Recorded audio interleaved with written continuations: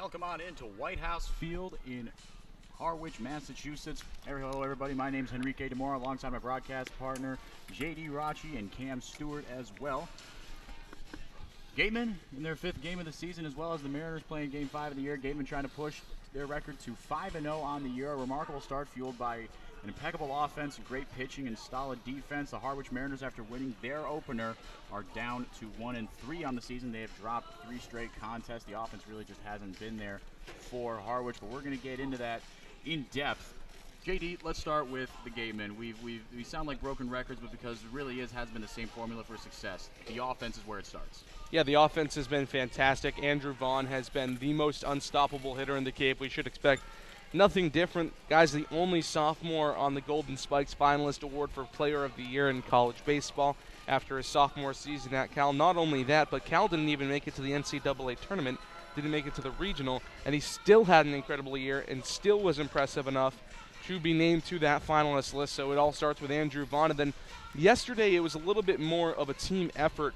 I had been asking and pleading with the Gatemen for the top of the lineup to kind of come forward and make an impact, and that's exactly what they did yesterday. Skylar Hunter, 2 for 5 and 3 RBIs out of the 2-hole. Isaac Collins also had himself a nice day, 2 for 4 with a run scored. And then Andrew Vaughn, Bryant Packard were magnificent as usual, nothing less than what you would expect from them.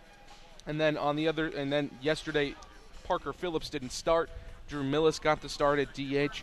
Phillips is going to be back in the lineup today, so the fact that you get that 3-4-5, that big power punch in the middle of the lineup that we had seen through the first 3 games of the season and are going to see again today in the 5th game of the season, that's really the heart of the lineup and the part of the offense that can really make things difficult for the Harwich Mariners today.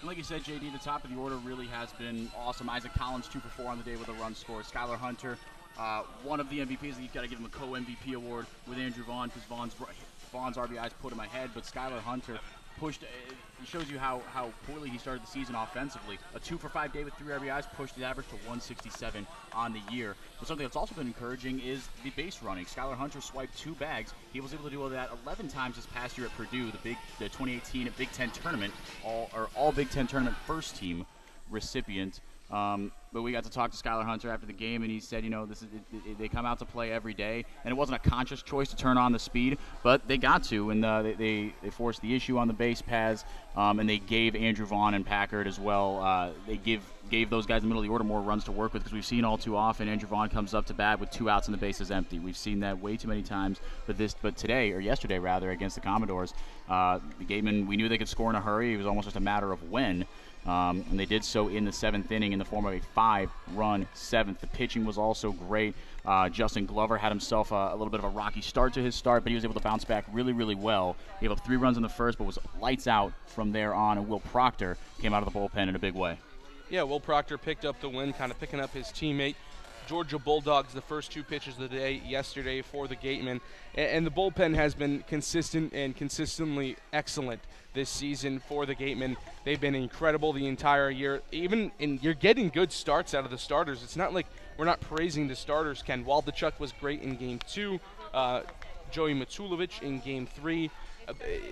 Or Joey Matulovic in Game 1, I should say, the opener. The starting pitching has been really, really good. Mason Fioli, the entire pitching staff has really shown a lot. They've located the fastball well. They've gotten the breaking ball over. And like you said, I was impressed yesterday with Justin Glover. Got off to a little bit of a rocky start, as you mentioned, gave up 3 runs in that first inning. And even though some of them came as a result of some issues behind the plate with Luke Roscoe having a couple of pass balls, all of them were earned. So having that weight on your shoulders and then still kind of being able to recover and have a nice little outing and go 1-2-3, 1-2-3, 1-2-3 in your last 3 innings of work is very impressive. Sat down the last 9 batters he faced. That shows some resilience, and that's the thing I've been impressed with, as I've mentioned a couple of times, with this Wareham team, is the mental fortitude, the resilience of this team. Found themselves down 3-0 after the first yesterday, still found a way to come back and pick up a big W against a team that they're going to see a couple more times this season in Falmouth, a divisional rival. Always a big win when you can win in division. Now the Gatemen are going to play their 2nd game out of division, and they'll play the Harwich Mariners for the 2nd time, beat them in Game 2 of this season, 3-2 walk-off fashion. But today at their house here at White House Field, Mariners, really, the offense has been the low point of this team. They bat .234 as a team, have no home runs and no triples, 7 RBIs on the year as well, and have struck out 37 times in 124 at-bats. That's not a great clip over 4 games. They're looking to turn it around against tonight's starter for Wareham. And for more on the starters and a little more on the Harwich pitching, we're going to take it to our host, Cam Stewart. Cam, all you.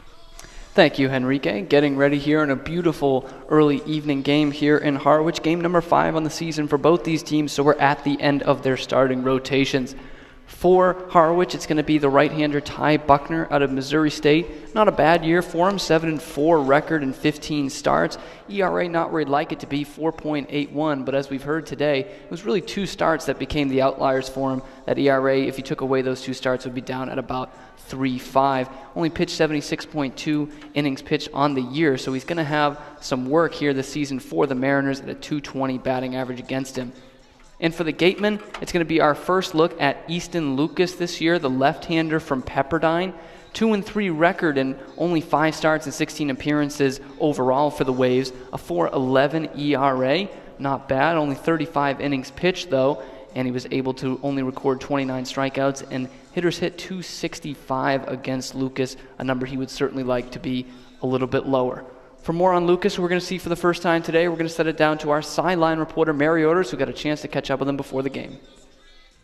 Thanks, guys. I'm here with tonight's starter, Easton Lucas. Now, Easton, you were out almost all of 2017 with an injury. How has it felt coming back over the past college season?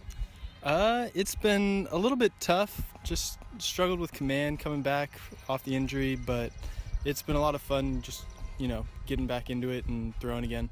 It's definitely better than being injured. Definitely. Your first start of the summer season tonight, what are some of your expectations and goals going into the game? I want to throw strikes, want to force hitters to make contact, and just do well, honestly. Yeah, and what do you feel like you've been doing in practice to try to help with that?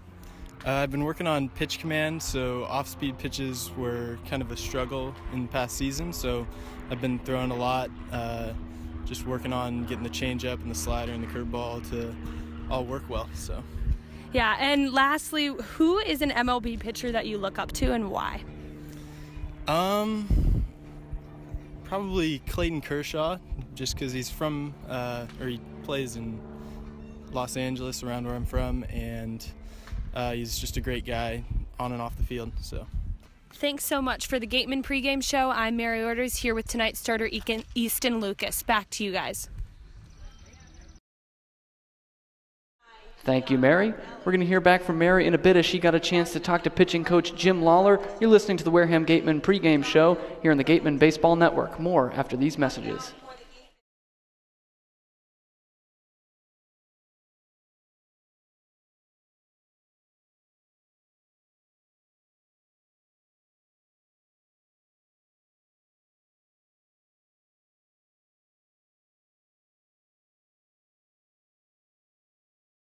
The Gatemen would like to thank Wareham Country Market for helping to feed the Gatemen players and staff after games. They are located about a quarter of a mile from the field on Route 6, offering a convenience store, a Dunkin' Donuts, and a deli.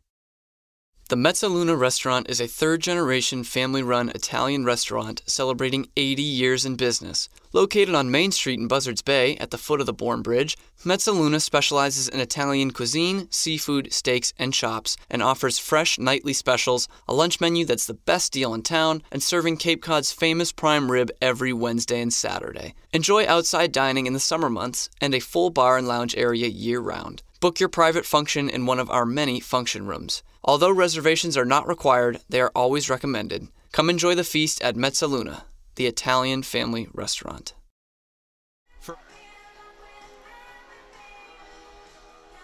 Okay. Thanks, guys. I'm here with pitching coach Jim Lawler. Now, Coach, what impressed you from the pitchers last night? Well, the biggest thing is we got behind, and we found a way to keep the game under control and had a chance for the hitters to catch up, because that's the whole goal, is trying to get goose eggs. And giving up an early 3-run lead in this league is hard, and for the hitters to come back and to pull us out was really good. Speaking of that, last night's starter, Justin Glover, got off to a bit of a slow start. How do you help keep the guys level-headed in those types of situations? Well, you always hear about it, but they got to think ahead. Look what's coming up in the lineup next. Start planning for the next inning, because it's already done the other way. You know, they always, also coach talk about flush it. And Thing with the pitchers up here, first time out, they all got to get out there once before you can get them comfortable. The hitters are already comfortable; they've already done it. I got guys that haven't pitched yet, so the first time out's hard, and you just got to work off that. And then we see films on each one of their games after they get done, and try to show them maybe one tip to help them, and then get them back out there. And how did you see Glover change in those next innings? Well, bottom line is, the very first guy of the game, tough play at second, we don't get the out. The next innings, he got first guy out. That changes the whole inning. That's, as you're looking at any pitcher, they hate to see the leadoff guy get on because it gives the option all the way through. All of a sudden, he got the leadoff hitter out. Game got easy. Great. And looking forward to tonight, what are you expecting from the pitchers? Well, as we go into these games, I'm trying to go split starters. And the maximum I want to go on a pitcher is somewhere around the 60 pitch mark and then go to the bullpen. But they got to keep the game under control and do that part of it. Another big thing we start working on is controlling the running game, because up here it's a running game and we got to handle that too. So each phase, each part of the game, he's got to handle the whole game and just adjust to them. And lastly, what is your favorite part about coaching in the Cape? The weather. I'm coming out of Texas where it's 100 degrees, come up here, and the wife likes it. That's great. Thank you, Coach. All right, you bet. Thank you so much. Good deal. For the Gatemen pregame show, I'm Mary Orders. Back to you guys. Thank you, Mary. We're back here at White House Field in Harwich. We're going to give you the starting lineups for tonight's game. First for the visiting Gatemen, they'll start things off with Oliver Dunn at second base, followed by Skylar Hunter in center field. Big Andrew Vaughn patrols first base tonight, and behind him, Bryant Packard in left field bats cleanup. Batting fifth will be Parker Phillips, the designated hitter, followed by Bryson Stott, the shortstop tonight. Luke Roscom, who came in defensively at third base last night, will bat seventh. He'll start at third tonight. John Martellini getting a start behind the plate. And another defensive replacement from last night's game, Dom Clementi, will start in right field and bat ninth for Easton Lucas, who will pitch for the Gatemen. And for the Mariners, they'll start things off with Cameron Thompson, the second baseman, followed by Zachary Watson in center. Batting third, Tanner Morris, the shortstop, followed by Andre Lipschitz, the first baseman, Logan Driscoll will catch and bat fifth. Matt Gorski, the left fielder, will be behind him. Ben Norman, the designated hitter, is batting seventh tonight. Raymond Gill will play third base and bat eighth. And they'll round things out with Chris Galan, the right fielder from Boston College. And their starting pitcher will be Ty Buckner from Missouri State. We're going to send things back over to Henrique DeMore and J.D. Rachi for more on today's game. Thank you so much, Cam. Like Cam said, my name's Henrique DeMore. My broadcast partner today will be J.D. Rachi. Game 5 for both of these teams. And we saw Ty Buckner, his numbers, a little bit of an interesting year for him. The team that he got roughed up by in that start, specifically, he gave up 10 earned runs through an inning and 2/3. But he did it against one of the best teams in the country, and that was that Oregon State offense. 3 home runs will do that. So like Cam was saying, the ERA a little bit inflated. If you take away a couple of those aberrational starts, the ERA sits at just above 3. But the numbers otherwise aren't phenomenal for Buckner. He has 60 strikeouts and 62 innings pitched, which is a good clip. But when you couple that with the 50 walks that he surrendered his freshman year at Missouri State, the control clearly just isn't there. Not a power pitcher. But let's talk a little bit more about Easton Lucas. He had an injury-ravaged 2017 season. He just came off his redshirt sophomore year at Pepperdine in 2018.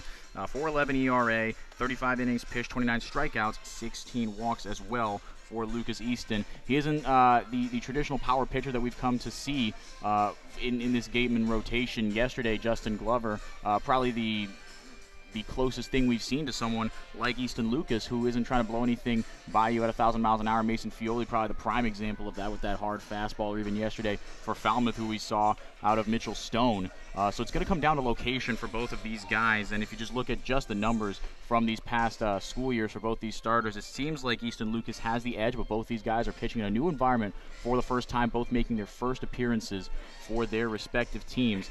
National anthem just a couple minutes away. JD, any more initial thoughts on the pitching matchup or anything else you've seen maybe from Harwich? Well, the thing I want to talk about with this pitching matchup, at least on the Gatemen side of things, it's another left-hander for Wareham.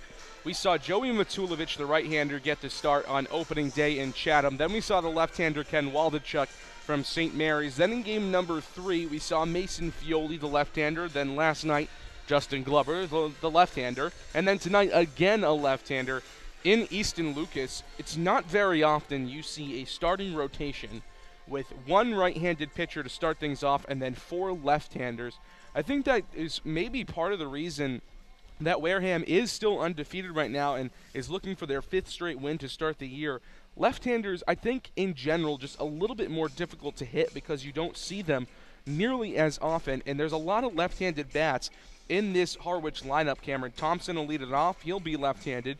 Tanner Morris, the shortstop, left-hander. Logan Driscoll, the catcher, left-handed. Ben Norman, left-handed. That's a lot of left-handed hitters in this Harwich lineup, and I think that when you have a lefty-lefty matchup, especially with a guy that Easton Lucas that patrols the strike zone well and throws good strikes, it's really difficult to kind of get things going against a left-handed pitcher when you're a left-handed batter. I think that gives the Gatemen another, even on top of the offense, another extra bit of advantage, I guess you could call it, today against the Mariners. Couldn't agree with you more, JD. Comprehensive analysis, as always, from Mr. Rachi. Just a couple minutes away as starting lineups are being announced here at White House Field. Looking ahead, as was mentioned, doubleheader against Orleans. First Sunday doubleheader of the year coming up against the Firebirds. The Wareham Gatemen will take on those Firebirds from way out east at home in a doubleheader, 2 7-inning games apiece.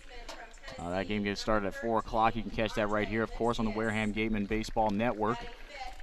Before we get going here, one last look. You mentioned it, JD, how the Gatemen pitching staff, we maybe don't talk about the starters enough. We talk about the bullpen a bunch, and they really have been phenomenal. But the pitching staff as a whole is pitching at a team ERA of 2.75, and that is really nothing to be ignored. The aberrations in the ERA just come from Glover with one rough start. Horn, who came on in relief in Game 1, got roughed up a little bit, but a lot of guys with 1 or maybe even 2 appearances of 2+ innings each. A lot of guys have given up 0 earned runs, and the walks have been down as well, 30 strikeouts to 13 walks. So even when, a little bit of a sub-storyline has been all the talk around Andrew Vaughn, you can't talk about him without talking about the fact that he's going to be gone in a couple weeks to fulfill his Team USA duties. But the pitching staff really, I think, has the ability to anchor Wareham down, as well as the rest of that 4-5 in the offense. We're going to take a quick break here on the Gatemen Baseball Network for the national anthem. When we come back, first pitch from White House Field.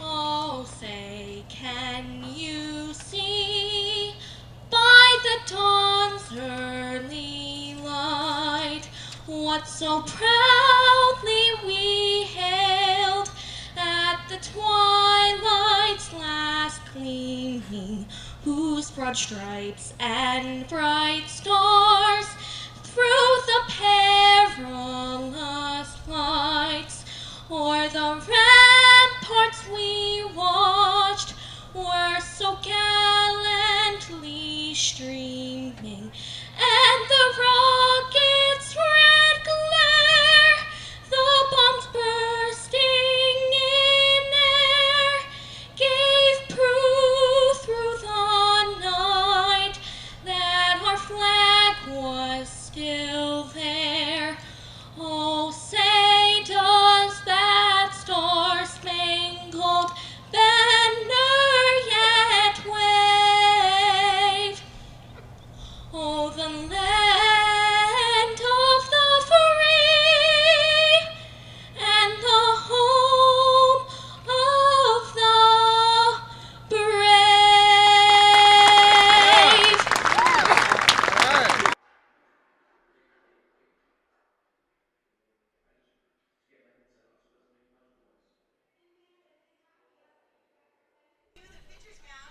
We're making her way out on behalf of our game sponsor. And a special day, she's celebrating her 7th birthday today. Please welcome Lexi.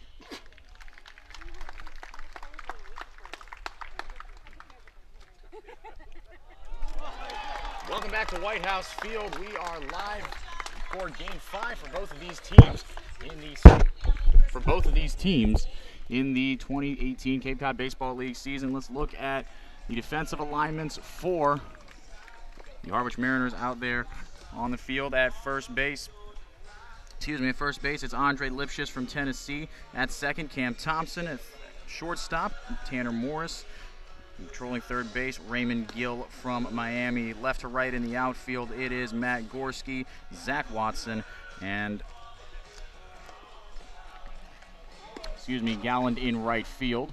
And on the bump, as we mentioned, Ty Buckner making his first appearance for the Harwich Mariners. The Harwich Mariners in probably the coolest uniforms that I've seen maybe ever live. These are some awesome uniforms, aren't they, JD? Yeah, I really love them. Cream-colored uniforms for the Mariners today. Across the front, written in block lettering, is Mariners. It looks like a blue type with red outlining. Then on the lower left breast, it'll be blue numbers with red outline on the back of the jerseys. The blue numbers, once again, in the red outline. Blue piping down the cream-colored pants. It's almost a retro look today for the Mariners. And then everybody wearing long socks. It'll be the red stirrups with 3 white stripes up just under the knee, and then white socks coming out from underneath the red stirrups. The hats today for the Harwich Mariners are red with the Mariners logo, and then a cream-colored bill. Really cool uniforms today for the Harwich Mariners. One of the best looks I've definitely seen in person. I've always loved a retro kind of style, and that's what you're seeing tonight from the Mariners. And that cream color, like you said, I think is really awesome, but it can be tough to complement. But I think the Mariners have done it really well. The Gatemen going with the same thing they wore yesterday at Falmouth, blue jerseys with the red letters with white number outlines, 50, Oliver, as well, done. rose rays, black piping down the sidelines, or down the sides of the legs, and the navy blue helmets with the red W's. Underway here is the first pitch from Buckner, as a fastball that misses low to Oliver Dunn, finding himself back in the starting lineup. As always, we want to thank Gateway Tavern, who sponsored the purchase of those helmets for the Gatemen. The navy blue with the red Wareham W. Now want to strike at the knees to Dunn, so the count evens 1-1. From the windup, kicks and fires. 3 straight fastballs at the knees. 2 of them have found the zone. Dunn 1 strike away from being retired. Dunn, Hunter, and Vaughn. 1-2-3. Oliver Dunn and Isaac Collins splitting time at second base. That one missed by just a little bit on the outside corner behind the plate. Got a nod of approval from his catcher, Logan Driscoll. That one hammered into right field, but foul. Down the right field line. Would have been trouble if that one would have gotten down, Done with a little bit of speed. Wearing number 50, and the guy behind him wearing number 51. Couple speedsters in the top of the lineup. We'll see if Dunn can replicate the production of Isaac Collins, who boasted his average to .333 on the year with a 2.44 performance yesterday. That one misses low. Count evens 2-2.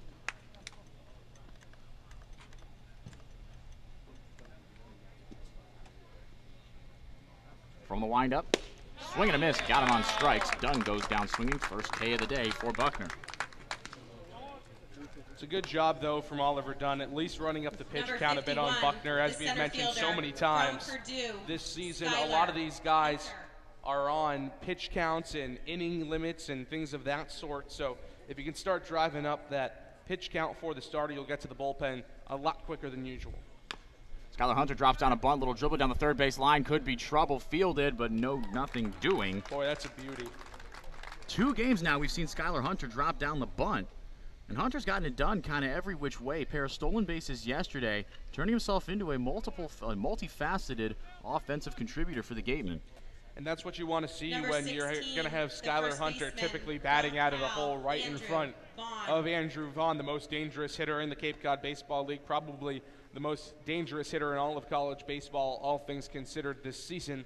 So when you have somebody like that behind you, you want to get on base any way you can, and Hunter's had success with the bunt. And Vaughn, obviously, with extra base power, could knock in Mr. Hunter from just about anywhere on the base paths. He sits at first here with 1 out in the top of the first. Gatemen and Mariners doing battle for the second time in 1 week. Gatemen took game 1 between these 2 teams, 3-2. Isaac Collins scored the game-winning run, as that one's going to get under the glove of the catcher. Hunter rounding second. Big distance from home plate to the backstop. That'll definitely come into play today here, JD. A massive amount of distance, really.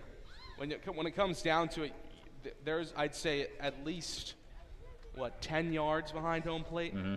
Something along those lines. So if anything's getting back there and you got a runner on at third, he better be scoring, no matter how fast he is. And there's nothing behind. Usually, sometimes the danger can be if a pitch, with this kind of distance, it doesn't matter. But sometimes if there's wood paneling on the back, as that one misses low, to move the count to 3-0 on Andrew Vaughn. Would imagine he's taken all the way on this one. But sometimes if there's wood paneling and a ball hits that hard enough, could roll right back to the catcher. All he's got to do is turn around and pick it off the ground. Could be trouble for an over-aggressive base runner. But Skylar Hunter sits at second. That one right down Broadway, 3-1. Now you're seeing Buckner here a little bit kind of pitching around. Andrew Vaughn knows he's dangerous and doesn't want to give him something too enticing. You'd much rather walk him, and then you have a double play in order at least. Hunter dancing around there at second. Vaughn tipped that one right into the foot of Driscoll. There's a lot of gear.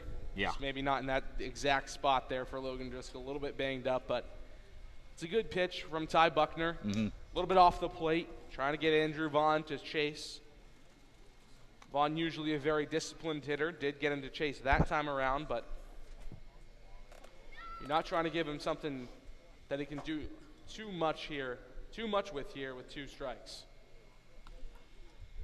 Vaughn batting a cool .388 on the year. He's going to send that one a mile high right around our location and foul. So we'll do it again. Count remains full. 1 on, 1 out for, as you mentioned, the sophomore Golden Spikes finalist. You don't see that every day, or really any day. The rest of the finalists on that list are seniors, and year by year they usually all are. Kid's just a talent. That's what it comes down to. Now time is called. Logan Driscoll making sure him and his pitcher and his defense are on the same page. Skylar Hunter still there at second base. 2 stolen bases on the year for the outfielder from Purdue. And the one a couple minutes ago, not technically a stolen base. He reached on a pass ball, or advanced on a pass ball, I should say. Breaking ball misses inside. As Buckner pats his chest saying that one's on me. He missed a spot. That'll result in 2 on here for the cleanup man, Bryant Packard, sophomore from Eastern Carolina University. It's a good job from Vaughn. We mentioned how disciplined he is as a hitter. He'll get on any which way you can get. He'll get on any way you'll allow him to. A .531 on base percentage this season, hit .402 at Cal. So impressive numbers any way you slice it for Vaughn. Fastball misses, not by much. Lone inside to the tall lefty Bryant Packard. And on that subject of kind of getting on base any way you can, it's sort of a self-fulfilling prophecy as a hitter that you're not going to get many great pitches to hit. So if you have that discipline, that's a secret ingredient, though, like you mentioned, JD, is plate discipline and allowing yourself to get on base. You think about guys like Adam Dunn, used to play for the Reds and the White Sox, kind of a free swinger, struck out almost more than he put the ball in play.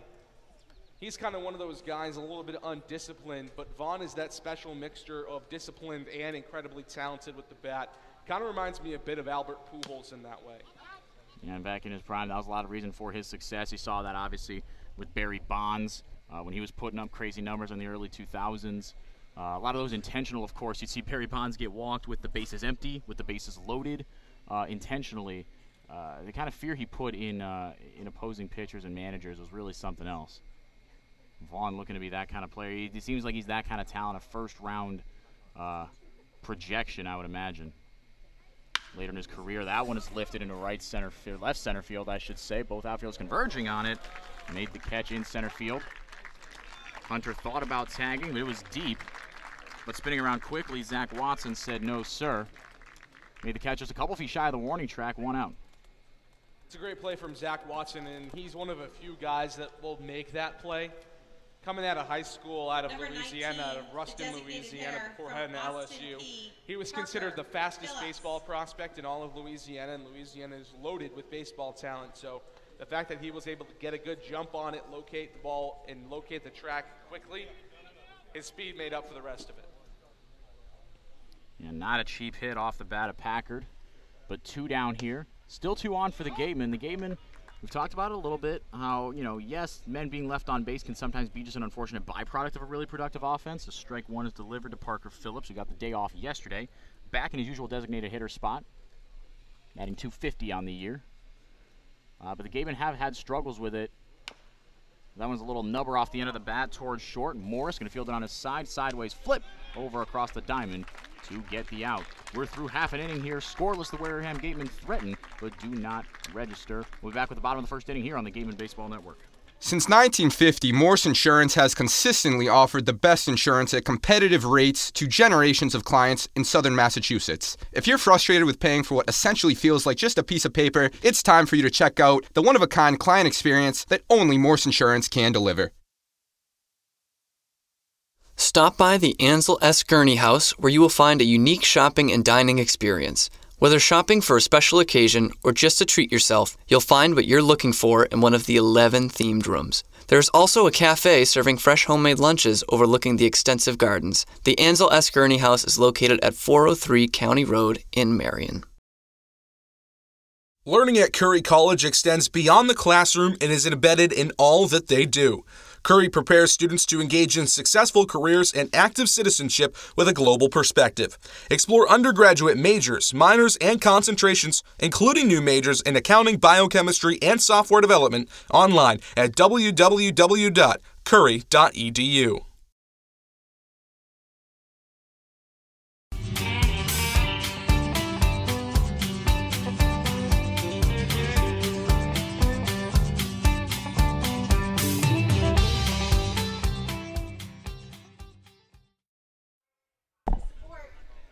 Welcome back. Scoreless, headed to the bottom of the first inning.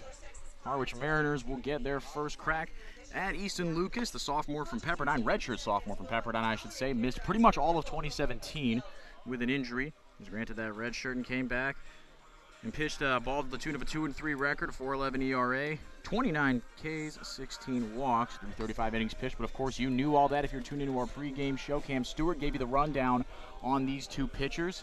Ty Buckner for Harwich had himself a pretty good inning, gave up 2 runs. Got the swinging strikeout of Oliver Dunn. And Skylar Hunter was able to reach via the bunt. Andrew Vaughn by a walk. Brian Packard gave one a ride, but the speedy Zach Watson out there in center field made sure that it stayed in the ballpark. And Parker Phillips bounced out to end the threat. Head to the bottom of the first inning, it is Cam Thompson that will lead off, followed by Zach Watson, the center fielder from LSU, and then Tanner Morris, the shortstop who made that final put out, batting third. He's a freshman from the University of Virginia. I'd just like to point out that the Pepperdine Wave mascot, Easton Lucas from Pepperdine out in California, might be the scariest thing I've ever seen in my life. Was scarier than that old school, or the first iteration of the Pelicans mascot, because that thing was horrifying. No, this is scarier. Really? Yeah. I'll tell you about it after this first pitch from Easton Lucas to Cam Thompson. Yeah, please do. From the windup, big lefty deals. Strike right down the middle. So basically, it's a guy, like a human being looking kind of guy, but then he has like wave hair. It's like the waves are like crashing over his forehead. He just looks incredibly scary. I'm a little nervous, to be honest with you. If we have those kind of capabilities on the video streams at home, we happily get that to you, but we'll be seeing more of Easton Lucas, no doubt, as the season goes on. Maybe we'll incorporate that into our video stream. We'll talk to our producers, Trevor Russo and Cam Gonsalves, see what we can do. 1-2 now to Cam Thompson. Got a swinging strike out of the first one, and then watched one go by at the knees for strike 2. Infield straight up. Stop playing a little more in the hole. That one's lifted into deep left field. Going back on his Packard, and that'll be off the wall. Rounding first and into second easily with a stand-up double, Cam Thompson. And the Mariners are rolling early. That's the reason I'm such a big fan of the waste pitch there, Henrique. It's because you've got 2 strikes on this kid, Cameron Thompson. You know he's a good hitter from Kansas State.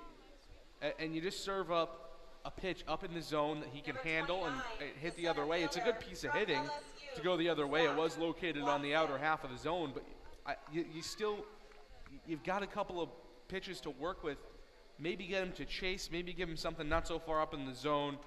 He might have just missed the spot. Maybe he was looking for a waste pitch, but Cameron Thompson reaches at second base nonetheless. It was a little straighter than you would have liked as well. And that one could have been trouble. 330 down the left field line here at White House Field, 400 to dead center. And down to right field, 330 as well, Symmetrical Park. Really, really nice field here at White House, well maintained as well. Lefty on lefty matchup, Zach Watson Got a man in scoring position here, no outs. I'm going to step off is Lucas.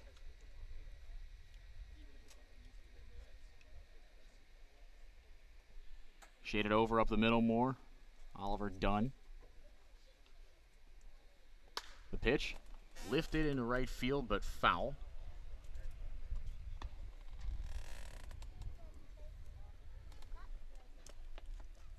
Mariners coming in today 1-3. As we said, they won their opener on the day that everybody got rained out on that Wednesday the 13th.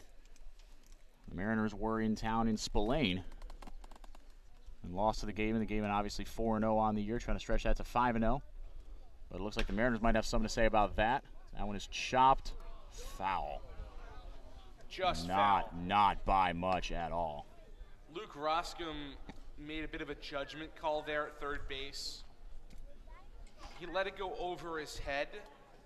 I suppose if he hadn't, it would have been considered fair, so I guess it's a good job. But that's a scary kind of hit because it hit pretty much maybe an inch or two away from the foul line.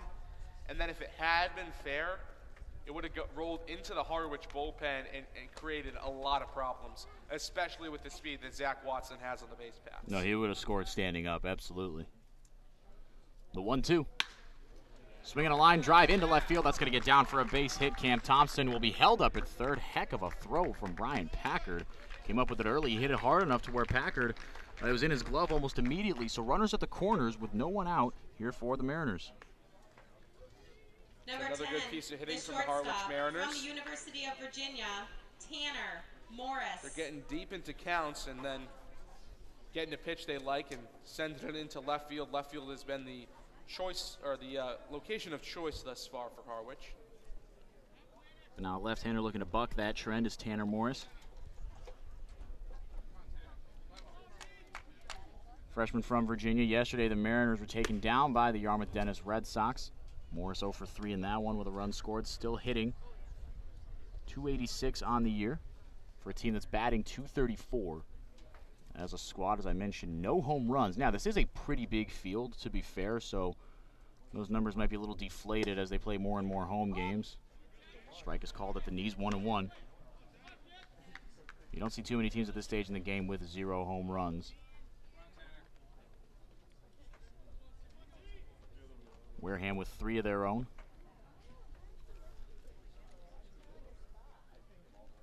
The 1-1 is going to be a pickoff attempt. Now we saw a first and third move that baffled us. JD, were you with me with that one? Was that Stephen Schock? It was Stephen Schock. He was the sidearm guy from Kitsui a couple of nights ago. Came off the bag, faked a throw toward third, but it was a pickoff move. Chop to Vaughn, going to spin around, got one at second, over to first, not in time. Not by much. That would have been an inning-ending double play. Athleticism shown by Vaughn, but the run does score. Cam Thompson in to score easily. Zach Watson taken down at second base, so that'll go in as a 3-6 fielder's choice for those you keep and score at home. The first baseman from the University of Tennessee, Andre Lipsius. Easton Lucas over there to cover first, as he should have been. So now with a 1-0 lead for the Mariners, here comes Andre Lipsius from Tennessee. Rodolini with a good chest block. We saw Luke Roscom yesterday behind the plate. Had himself a little bit of he struggled early on as the sun was out and let a couple wild pitches out of the hand of Glover. Go to the backstop as that one's lifted over the backstop.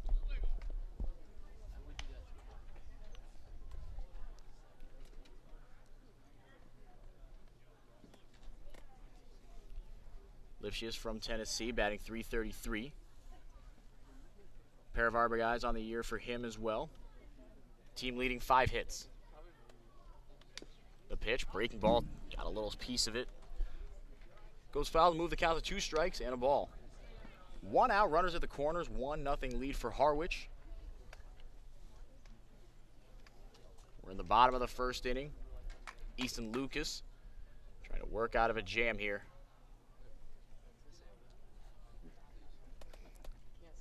Lanky lefty comes set, kicks, deals, swing and a miss. Got him on strikes. As always, that strikeout brought to you by Langex Safarius and Bullard. First of the day for Easton, and there are 2 away. It's a great pitch there from Easton Lucas. Elevated fastball, off the plate, outside. Just a really good pitch. That's kind of what I was looking for from him through the first couple of batters. When you get to a 2-strike count and you have some room to work with and you're not at full or you're not at two balls, elevate a fastball, send it out of the zone, see if you can get him to chase, and even if he does make contact, it's going to be weak contact to your infielder, so unless it's a really good job of hitting. So that's a great pitch from Easton Lucas. Strike right down Broadway, bounces back with another good pitch. You mentioned it, JD. We'll see what he can do with 2 strikes. You have a little more liberty, obviously, as a pitcher. Now you're a big fan of the waist pitch, understandably so. We'll see what he has as far as waist pitches, as I imagine he gets a little more comfortable. Swing and a miss, changed up the speed drastically on him. He was way out ahead of that one. It's a good job from Easton Lucas. Gives up a run, gives up a couple of hits to start the inning. Last two batters have produced outs, though, and we're 1 out away from escaping this inning. Looked like it could have been a big inning with just 1 run across the board for Harwich. Ground ball left side. Stott from his side. Bang, bang play at first. He got him. Harwich scores 1, but do not get any more. Easton Lucas able to pitch out of a jam. Keep the deficit at 1. We go to the top of the second here from the Gatemen Baseball Network. Since 1981, the Northeast Maritime Institute has been one of the forerunners in private maritime education and training in the United States and around the globe. They have been recognized by the International Maritime Organization as well as the U.S. Coast Guard for their top-quality maritime education, facilities, faculty, and staff. Northeast Maritime Institute, America's premier 2-year maritime college.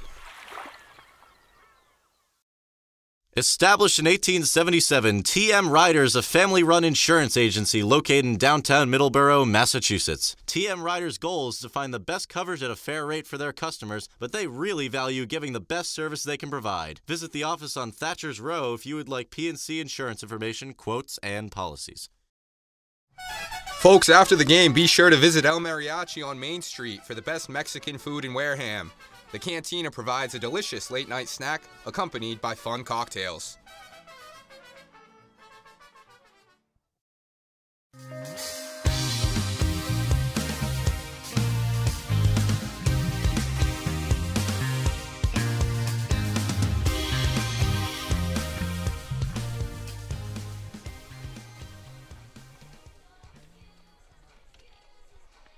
Welcome back. Top of the second inning here from White House Field. 1-0 Mariners are able to grab the lead on the RBI single from Zach Watson.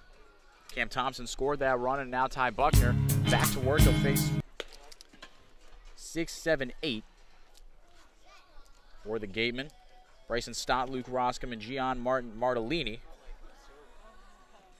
Martellini not to be confused with Martinelli, the brand of soft drink, which is what I keep wanting to say, but I'll keep trying. Bryson Stott, obviously from UNLV. We've seen him a few times anchoring down that 6th spot in the lineup. Stott batting .286 on the year. The first pitch to him all day is a ball low.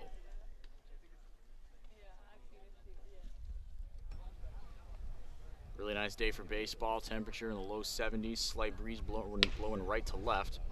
Hard fastball right down the middle. Or strike 1.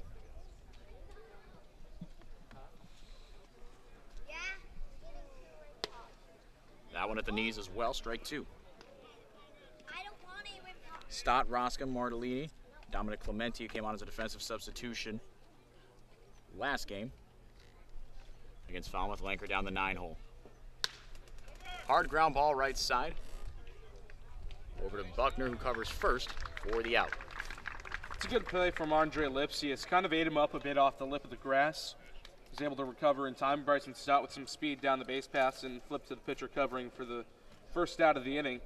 And I like that play from Ty Buckner, realizing, hey, I got to get over there in case things go wrong for Lipsius at first. He did that and fielded his position well.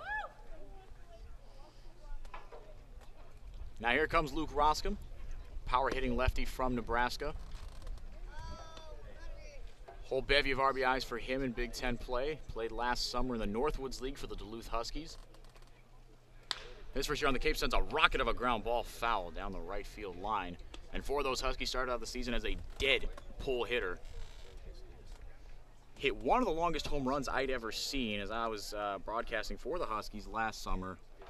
Off the top of a scoreboard, similarly positioned to that one, to the one here in White House Field, about 340 down the line. The scoreboard is probably 35, 40 feet in the air. He hit the U on Duluth, way up top of the scoreboard. So he's got some pop in his bat. That one way high. Made Driscoll stand up and grab it, 2-2. Bases empty, 1 out. We're in the top of the second inning, excuse me. Just outside. The hard fastballs keep on coming out of the hand of Buckner.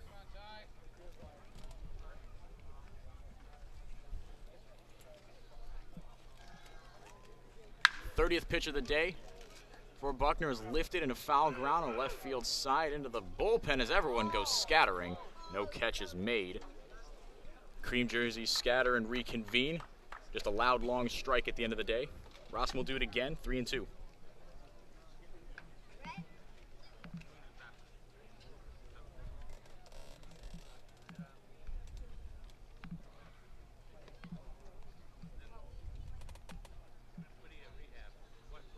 Righty on lefty. Roskam, traditionally a catcher, but has played some time in the corner infield. Did not miss by much. A hard fastball just up and away to Roskam. He's aboard with a leadoff walk. Roskam's one of those guys that scares you. He loves to look at pitches nearly out of the zone with 2 strikes. He's gone down looking a couple of times this season in terms of strikeouts, but a good job that time. Lays off a pitch out of the zone and is on that first with only 1 out for a good hitter in Gian Martellini.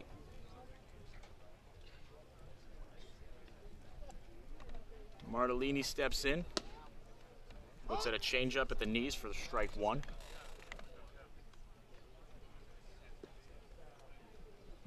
Making his Cape League debut today. Played a couple of times in the exhibition games for the Gatemen. Strike 2. Martellini from Boston College, 6'1", 6'1" junior.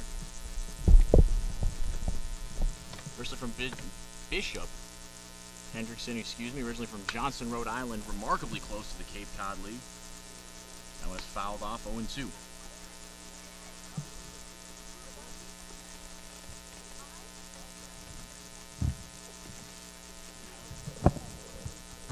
Martellini notched a season-high 14-game hit streak. The pickoff attempt is made. Luke Roskam at first base.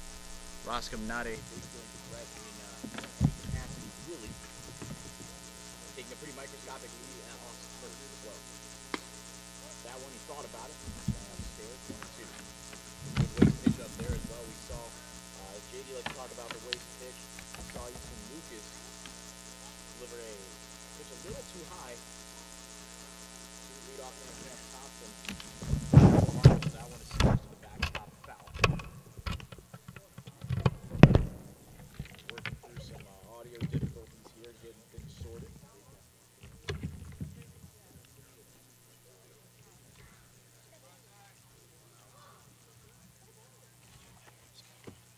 Now Buckner comes set, breaking ball. No chance of that one. Waved and a miss. Strike him out, throw him out in progress. Got him. Roskam tried to take off as that one front of home plate. It was dumbed down by quick thinking by Logan Driscoll. Was able to pop up and fire it across the diamond. Strike him out, throw him out. We're through 1.5 still. 1-0 in favor of Harwich. Go to the second inning from White House Field on the Gatemen Baseball Network. Got legal trouble? Attorney Mark Deshays is here to help the greater New Bedford area with real estate and business law, estate planning, and probate. Visit him today. We are pleased to announce Robertson's GMC on Route 28 in Wareham have partnered with the Gatemen to sponsor our youth baseball clinic. Be sure to visit their vehicle demo here at the game. Our revamped clinic program is grateful for Robertson's support. Located in Wareham Crossing, Coastal Orthodontics, longtime sponsor of the Wareham Gatemen, knows the importance of a healthy smile. Dr. Kevin Oliveira and his team at Coastal Orthodontics are a patient-focused practice, delivering professional, effective orthodontic treatment based on the individual clinical needs of each patient, resulting in beautiful smiles in a timely manner. With 10 years of experience using Invisalign, Coastal Orthodontics uses the most up-to-date dental equipment.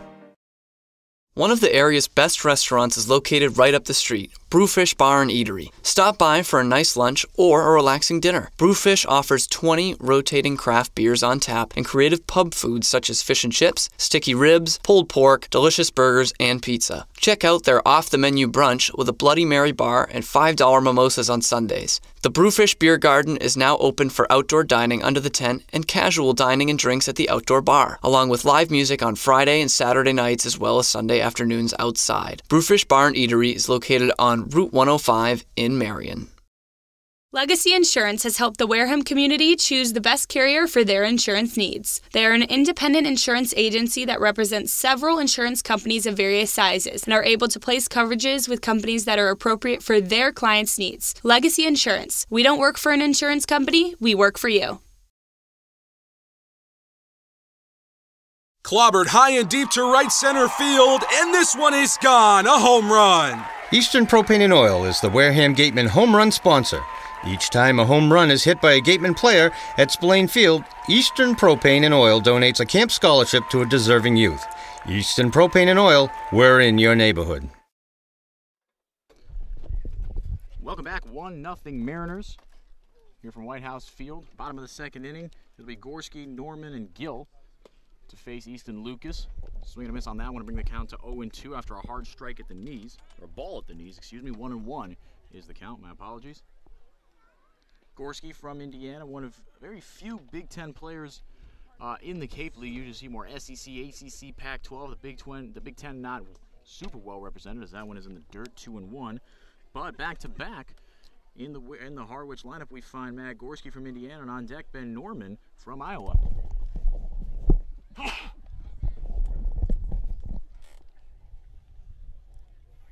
2-1. Fastball upstairs, 3-1.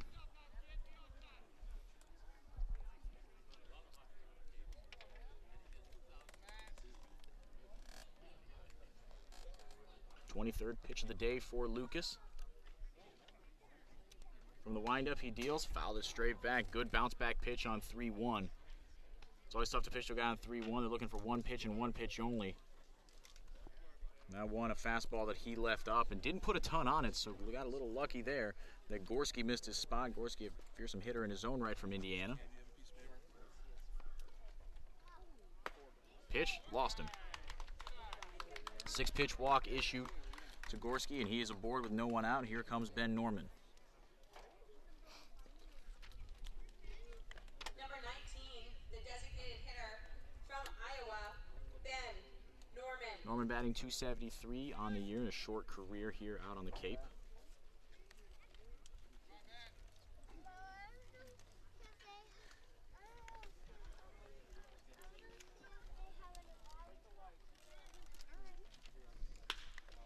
That one is lifted foul down the left field line. Norman, 29 starts this last year at Iowa. 22 in left, 6 in center field, and once as a DH. Not a fantastic offensive year for him.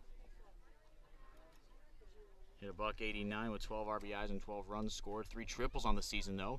Top 10 in the Big Ten, top 5, actually. The 0-1, right down the middle, 0-2. Also participant at the World University Games in 2017.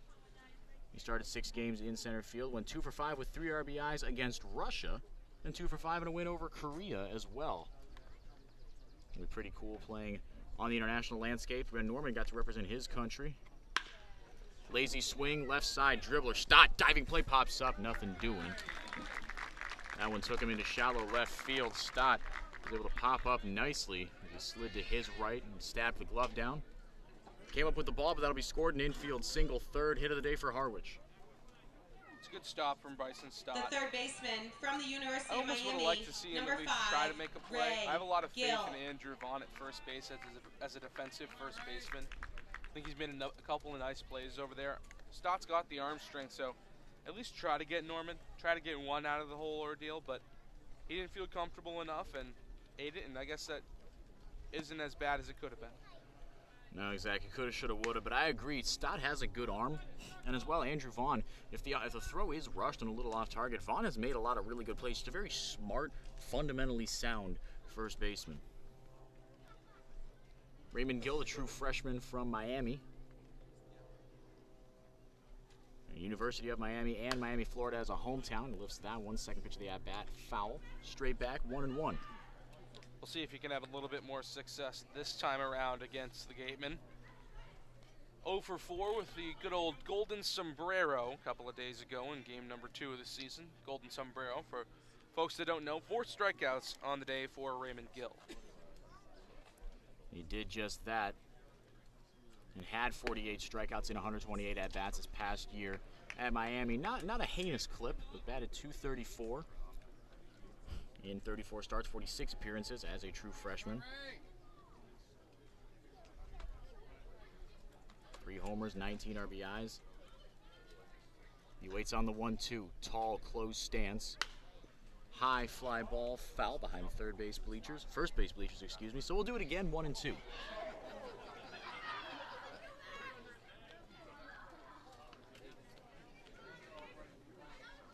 Had a team high 3 hits and 3 RBIs against Virginia Tech. That was in a game on May 13th. At their house as well. His numbers started to pick up toward the end of the year. He spent much of the year at Miami batting in the high 100s and jumped his batting average 50 points in the last 10 games. A lot of multi-hit ball games for Mr. Gill. Was actually drafted out of high school in the late rounds of the draft, 37th specifically by Oakland. Decided to come back, raise that draft stock a little bit at Miami in a tough ACC conference. The 2-2, lifted high, lazy fly ball, shallow center field. Packer coming in on it. Nice sliding catch. Had to communicate with Stott to get out of his way. For out number 2. Out number 1. Stott and Packard were converging on it. Packard at the last second called off Stott and slid and made a nice grab.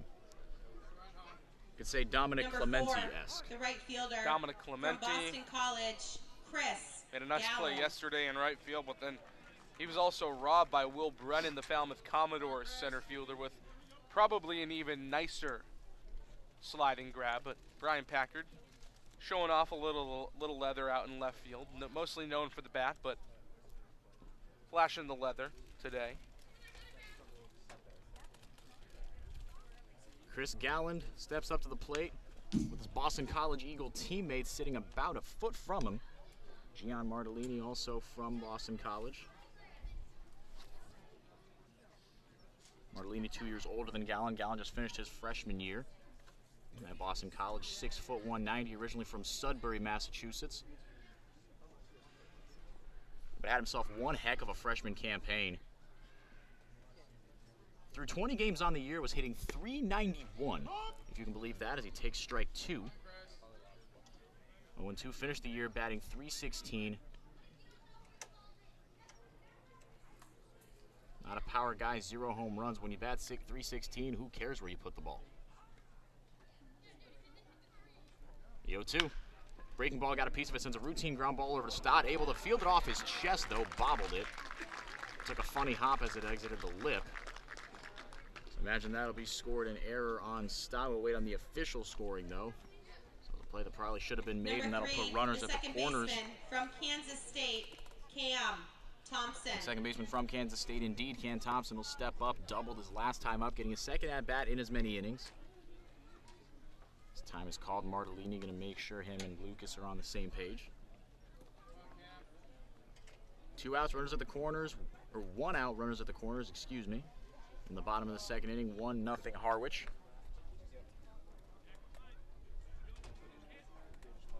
They took a lead on the Tanner Morris fielder's choice back in the first inning.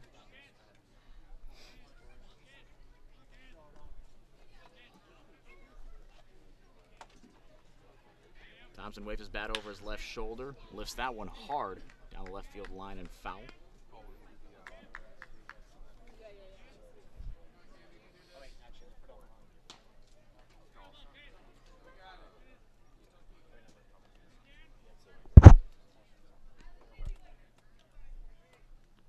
They're actually going to score that an infield single for Chris Galland, so no error charge to Bryson Stott. Interesting. What do you make of that? I mean, it's a tough play. Hit it off the lip of the grass, ate him up a little bit. In that case, guys this young, I think you give the benefit of the doubt to the fielder, is that not only keeps his fielding percentage high, it also helps out Chris Galland, gives him a single instead of reaching it on an error. So all around a little bit of a win in terms of scoring on that play. A win-win situation, as you said, as that one is chopped foul. Now the first base line, 1 and 2. Bases are loaded. Everyone was going on that one. 1 run, 4 hits, no errors for the Harwich Mariners. No runs, 1 hit, no errors for your Wareham Gatemen.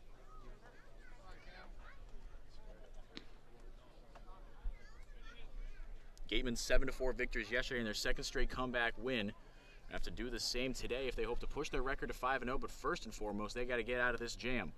The 1-2, just low. Good fastball at the knees on 1-2 from Easton Lucas. Martellini behind home plate certainly thought he had strike 3. Popped up and faked a throw over toward Luke Roscom as if he was about to send it around the horn. But no dice from the home plate umpire. Infield playing straight up, looking for that inning-ending double play. And they won't get it. Strike 3. Waved at one at about chest level to retire Cam Thompson. That strikeout, as always, brought to you by Lang Exafarius and Bullard. Number 29. Big strikeout second of the day for Lucas. LSU. And here comes the center fielder. Watson. Zach Watson singled his last time up, was retired on the base pads on that fielder's choice.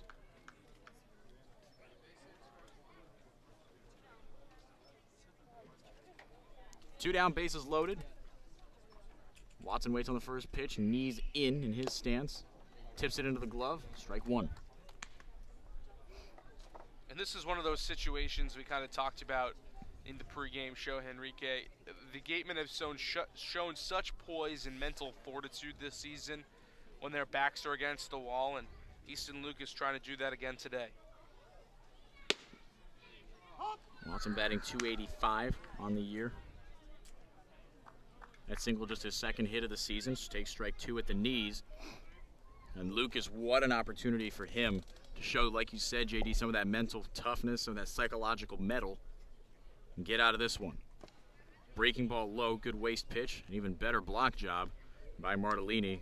We talked about it. This backstop is about 30-ish feet behind home plate. If that one gets through the legs of Martellini, that's 1, maybe 2 runs coming in.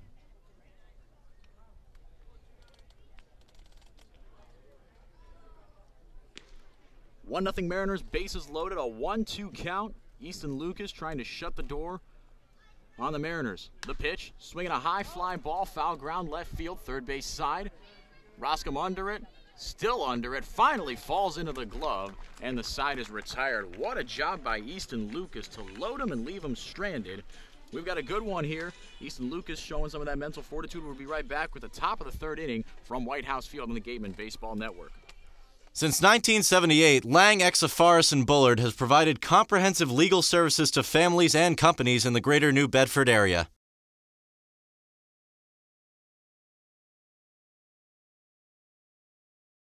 The Wareham Gatemen thank Reed Custom Soils for your support. Reed Custom Soils is New England's most experienced precision soil blenders and is trusted by over 300 golf courses throughout New England. Soft as a Grape is a proud sponsor of the Wareham Gatemen. Soft as a Grape has 10 retail locations on Cape Cod, so even when you're cheering on your Gatemen at any away games, stop into a Soft as a Grape store for the best Cape Cod products. Stores located in Falmouth, Mashpee, Woods Hole, Hyannis, Chatham, Provincetown, Edgartown, Oak Bluffs, and Vineyard Haven. From beach day to every day, Soft as a Grape has you covered.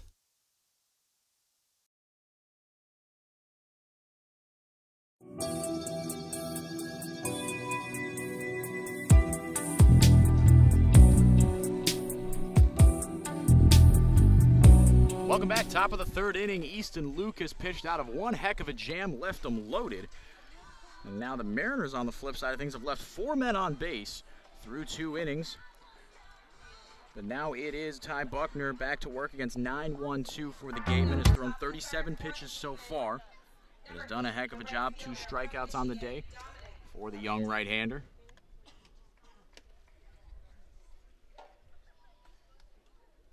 Dominic Clementi takes strike 1, and we saw him, like you said, JD, finally got some good wood on the ball, and he got absolutely robbed by Will Brennan, the Falmouth Commodore center fielder. One of the best catches I've ever seen, Willie Mays-esque, as he ranged into deep left center field. Now 1 low, 1-1, the count evens on Clementi. But it was a good welcome sign for Clementi to at least make solid contact, and even more than solid contact, really solid contact to center field. And he laces that one into left center field, but right into the glove of Watson. Another good hard hit ball that didn't stay up in the air for long. It's a good sign. At this point, Clementi, he's hitting atom balls all over the field. Back to the right top at of the order for right the at Gatemen, the second position baseman players out there, right from at Utah, fielders for number Harwich, 50, and then Oliver yesterday Dunn. against Falmouth. It's coming down to a couple of tough breaks for Clementi that he still doesn't have a hit in this Cape League season. He'll get there soon enough, though. Super talented guy from Michigan. Really talented hit, 356 in almost 50 appearances for the Wolverines. Here comes Oliver Dunn, as we mentioned, splitting time with Isaac Collins at second. 1-1 on the sophomore from Utah. That one in the dirt, bounces under the backstop, and no one on base, so no harm, no foul. 2-1, and probably my favorite thing about Clementi, other than the fact that he's a Michigan Wolverine, a team I was born and raised to love, is that he has those rec specs on. And I think that is, we don't see too many of those now. Usually guys get contacts, laser surgery to correct them, especially in a sport like baseball where eyesight's so important and depth perception and all that. Clementi opting for the rec specs. It's a classic look. Usually you see it from some pitchers, and Joe Kelly of the Red Sox, kind of think of him as one of those guys that wears glasses. I think Tyler Clippard has worn them at times. Yeah, he's the one that comes to mind for me. So pitchers, you see them pretty often. Not too often you see position players wearing glasses. I think that's my favorite part about it all for Clementi, is that he's a position player wearing glasses. I already think the glasses are a super cool look to begin with. The guy in front of him, Oliver Dunn, was able to reach base on a fastball that missed upstairs, and Skylar Hunter had himself a heck of a day yesterday. He reached on a bunt single. A beautifully placed bunt single, push bunt, down the third base line from the lefty Hunter. He's up to bat, and he sends that one foul very quickly, 0-2. 1 on, 1 out. We're in the top of the third inning. Harwich Mariners lead it 1-0.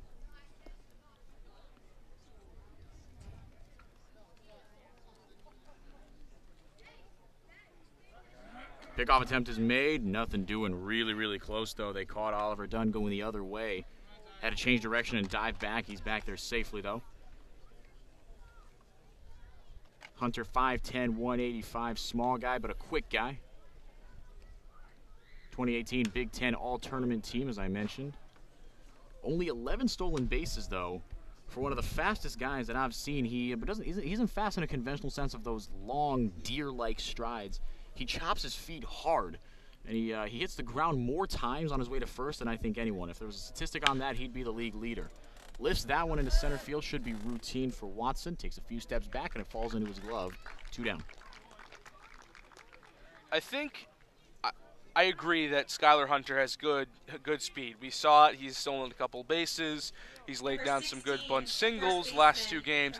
But I think the fact that he does chop his feet the way he does makes him look a little bit faster than he is. That's true. It's kind of those short strides. I don't know. It reminds me of almost Speedy Gonzalez-esque running from the old Looney Tunes cartoons. But Skylar Hunter definitely with some speed. Love the way he's aggressive on the base paths. Andrew Vaughn hammers that one into the Mariners dugout. No one harmed, though, as that one took a couple bounces. Vaughn steps in, 6th Pac-12 Player of the Year at Cal.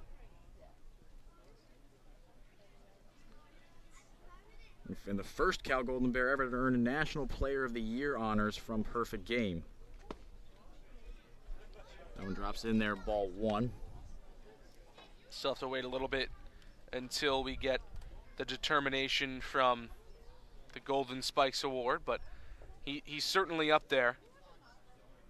Casey Mize, Cody Clemens, and Brady's here, and you can visit Makepeace Farms in Tohonet Village for cranberry-themed gifts, sandwiches, and salads. Visit makepeacefarms.com.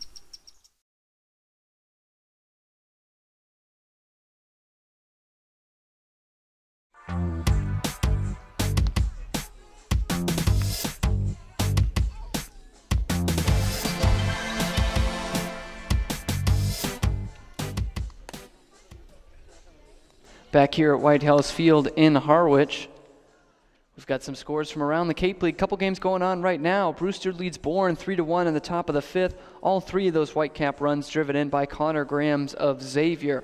Falmouth rebounding from last night's loss to the Gatemen, jumping all over YD at Red Wilson Field 8-0. 2 RBI apiece for Davis Sims and Logan Foster, and a 5-run fifth to blow things open for the Commodores. 2 games have yet to start. Katuitt traveling to Orleans to play tomorrow's opponent, the Firebirds, and Hyannis heads to Chatham to play the Anglers, both of those starting at 7 o'clock. That's your look around the Cape League. Now back to Enrique Demore and J.D. Rachi with the play-by-play. Cam Stewart, everyone, giving you the look around the league. Very well done, as always. Lots of great action going on. As you mentioned, Katuitt is facing later tonight the Gatemen's opponent tomorrow. 2 games against the Orleans Firebirds, as they make the longest road trip in the Cape League from all the way in the lower Cape out to Wareham, which isn't even technically in the Cape, as that one is laced into left field for a leadoff single. 1 pitch, 1 base knock. And for the second straight inning, actually the third straight inning, Mariners start things off with a base runner.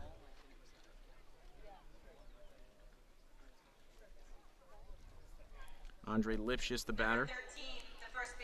Sophomore from Tennessee, victim of a strikeout last inning, or 2 innings ago, his last time up, and Logan Driscoll waits on deck.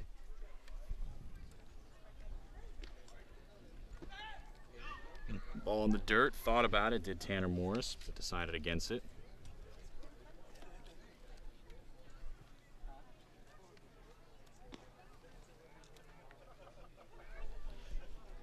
Bugs starting to come out in full force here at White House Field. That one lifted high, left side, shallow enough. Bryson Stott calls off Luke Roscom, about 20 feet from the third base bag. 4 out, number 1. Tanner Morris stays put at first base.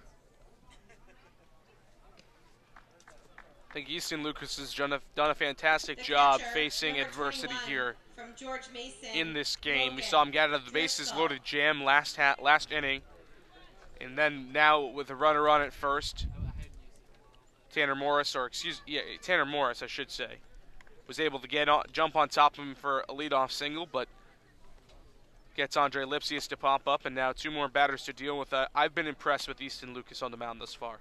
No, I can agree with you there. He's been able to adapt very well, and it seems like he's learning his second time around.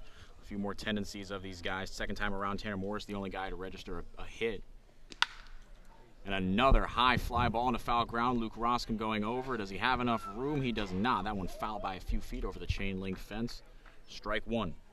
Barely ran out of room there. If it had been maybe, I'd say 6 or 7 inches back toward the field of play, he might have been able to reach over that chain link fence. Roscom, pretty tall out there at third base, was almost able to make a really nice play, 6'2", so the fence, I'd say, is only about 6'5", 6'6". If he had reached over with his arm and made that play, that would have been quite impressive for Luke Roscom. 1-1 in the dirt. Martellini pops up as he checks on Tanner Morris at first base, but nothing doing. Logan Driscoll, his sophomore year, all ECAC first team. The ECAC, of course, the Eastern Collegiate Athletic Conference. Earned those accolades with a .342 batting average through 56 starts. Slugged .473 with a .407 on-base percentage. Stole a team-leading 10 bases as well.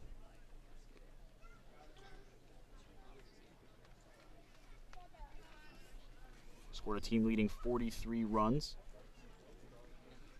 for the George Mason Patriots. Another pickoff attempt is made, nothing doing.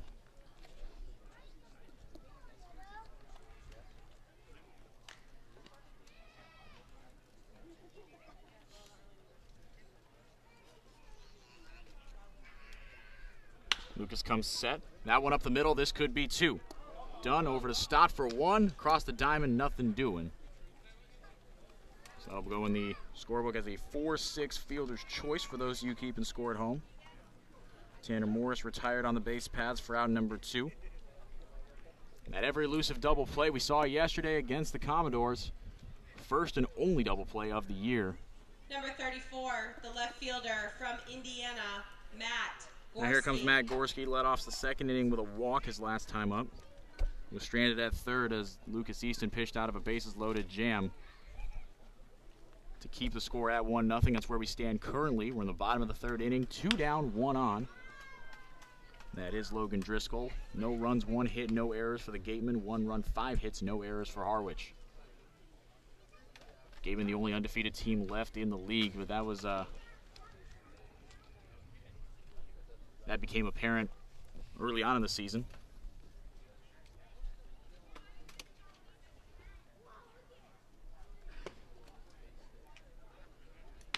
This ball 1 is delivered low to even the count. 1-1 to Matt Gorski. I want to amend my statement. I thought Bryson Stott at short got over. He got into his position, but Dunn didn't actually make the flip over to him. He took it himself.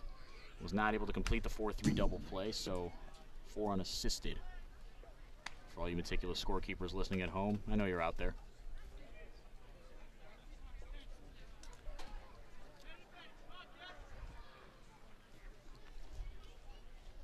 Gorski fouls another one straight back, 1-2.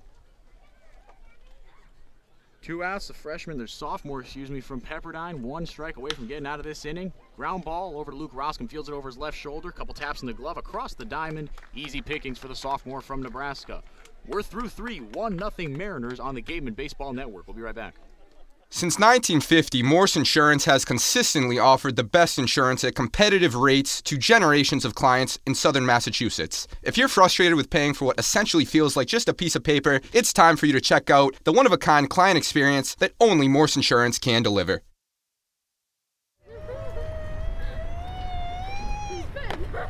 Beat the heat and join us at Waterways, a water experience unlike any other this side of the bridge. Open daily, head over to the water park on Route 28, the Cranberry Highway. Make sure you sign your child up today for the Gatemen Robertson's GMC Youth Clinics. This year we have 5 one-week sessions for children 5 to 14. We also have 2 special sessions for hitting and pitching open to teens. Registration is available online at gateman.org or through forms available at the merchandise booth.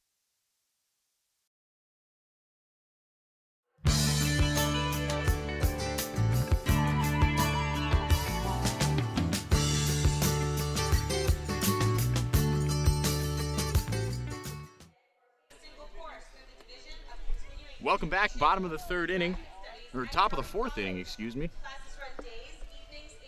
As the Gatemen will get their 4th look at Ty Buckner. He'll face 4, 5, 6 for the second time. Brian Packard, Parker Phillips, and Bryson Stott. All 3 victims of outs their last times up. So the same defensive alignment for the Harwich Mariners. We thought we were going to see Brad Debo, the catcher, the last time these 2 teams played. But since Driscoll was on the base paths when the inning ended, we were duped a little bit. As he was in full gear, he certainly looked comfortable enough. Sometimes you see catchers go out there when they're warming up their pitches. As the catchers get out of the catcher's gear, sometimes you don't see them with chest, or you don't see them with chest protectors on, or sometimes you don't see them with the leg protectors on. But he was in full gear out there, so I thought we were going to have a mid-game switch. A little confused about that, but not the case. Logan Driscoll still behind the plate, and Ty Buckner still on the mound. Brian Packer sends the first pitch he sees in deep center field. Going back on it as Watson. He looks up and he makes the catch about a foot from the fence to 400 out there in dead center field. Brian Packard has given 2 balls an absolute ride to about the same spot and has come up empty both times. And it's not just today that's happened to Brian Packard. We know he has some power. The left-handed hitter from ECU had a fantastic season for the Pirates and hit 14 home runs. He just hasn't quite gotten one out of the park yet, but definitely has packed a pop a couple of times this season. I'm going to give you the benefit of the doubt and say that pun was unintentional there, JD. It's okay. Packed? I didn't even. Now I hear it. Okay. I did not hear it before though.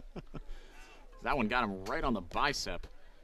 Second pitch to Parker Phillips, didn't even flinch. It bounced off his bicep and hit the fence right in front of us. If you were to draw a line from third base to home plate and keep going, it would hit JD right in the chest, and it would miss Mia by about 5 feet. That's where we are, and it hit the chain link fence right in front of us. I've never seen that. He's got a. I mean, we know Parker Phillips has some big guns, but to bounce off his upper arm like that and just careen into the fence, I don't think I've ever seen that before. Not sure if that says a lot about the velocity coming out of the hand of Ty Buckner, or just that Parker Phillips has some big arms. We'll say it's both. Buckner has been chucking today. He has 3 strikeouts. 2 of the swinging variety, 1 of the looking variety. Bryson Stott takes ball 1 low. Righty-lefty matchup. That one low and outside. He gets a nod of approval from Driscoll behind the plate. Really good frame as well by the catcher from George Mason. I saw the green gear and I thought it was Miami gear, but the yellow and green of the George Mason Patriots being repped behind the plate by Logan Driscoll.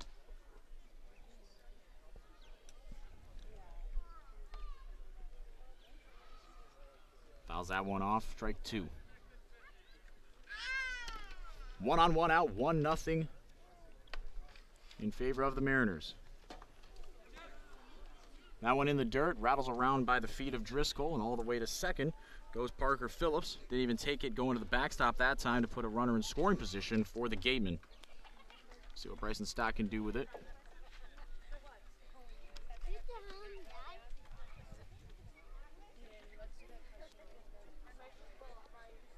Stott 0 for 1 today.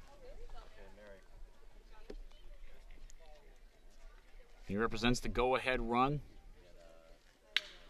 Ground ball right at Buckner. Caught on a rundown and tagged out at second is Parker Phillips.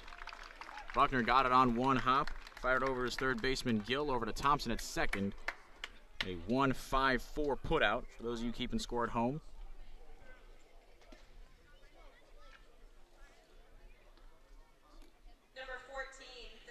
Going to go down as a fielder's choice as Bryson Stott reaches. But nonetheless, 2 down. Here comes Luke Roscom. Walked his last time up and was caught trying to take second base on a pass ball. That one in the dirt, really good block. Snap throw over to first. Did he get him? No. We talked about how big the distance is from home plate to the backstop here at White House Field, but, you know, you got to be cognizant if you're on the base paths. You got to be cognizant of where the ball is. If it gets all the way back there, you're definitely moving up, but Logan Driscoll has done a good job behind the plate today for Harwich. And that one bounced in front of Driscoll, too, but he's able to take it off his chest. Keep in front of him, but not before. Bryson Stott got a really good jump on it. He saw that it bounced off his chest and rolled to the right. So Stott over on the wild pitch. Can't imagine they would score that a stolen base. Yep, a wild pitch indeed.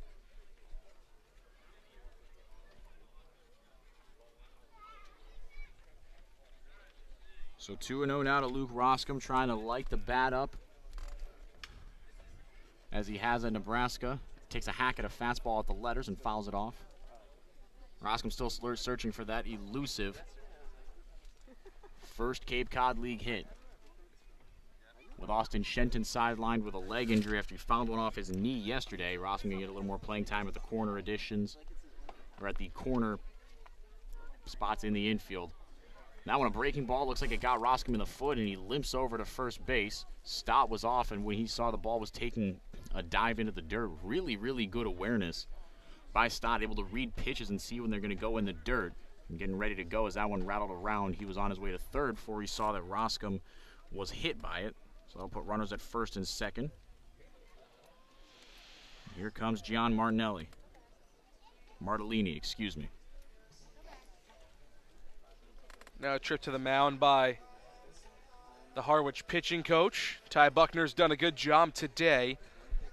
Kind of getting into a little bit of trouble here. Only 1 out in the inning, and he's hit 2 batters, so he's starting to lose control a bit. Gian Martellini had a little bit of a tough season this year at Boston College, but last year as a sophomore was really, really good for the Eagles. Hit 302 last year as a sophomore. Led the Eagles in slugging percentage, so not a great year this year as a junior, but certainly has the bat talent to bring these runners into score from first and second. Oftentimes it's a tough transition to the Cape, but Martellini is 0 for 1 today, struck out to help end the inning in the second and take strike one right down the middle. He's got 2 on and 2 out. Gatemen trying to answer back. They trail it 1-0 in the top of the fourth. Fly ball foul down the first base line. And very quickly 0-2. Should Martellini survive? Dominic Clementi waits on deck. He's the kind of hot bat you would want in this situation. Maybe not numbers-wise, but he's hit a couple balls hard his last 2 trips to the plate. The pitch. Swinging a foul. Stays alive, 0-2. Good job that time for Martellini to foul off a really tough pitch. Elevated fastball. Might have been a ball, but you got to protect with 2 strikes. Good job from Martellini there.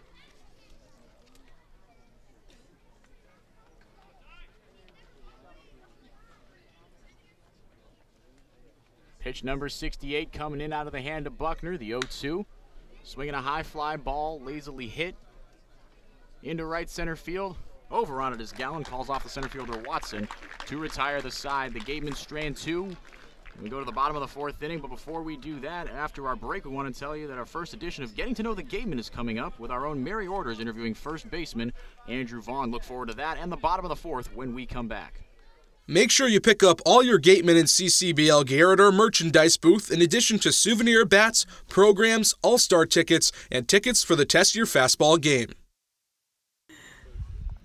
Hi, I'm Mary Orders here with Andrew Vaughn for this season's first edition of Getting to Know the Gatemen. Now, Andrew, you've had a stellar summer so far with a .389 batting average, 2 home runs, and 7 RBIs. How has it felt so far being on the Cape?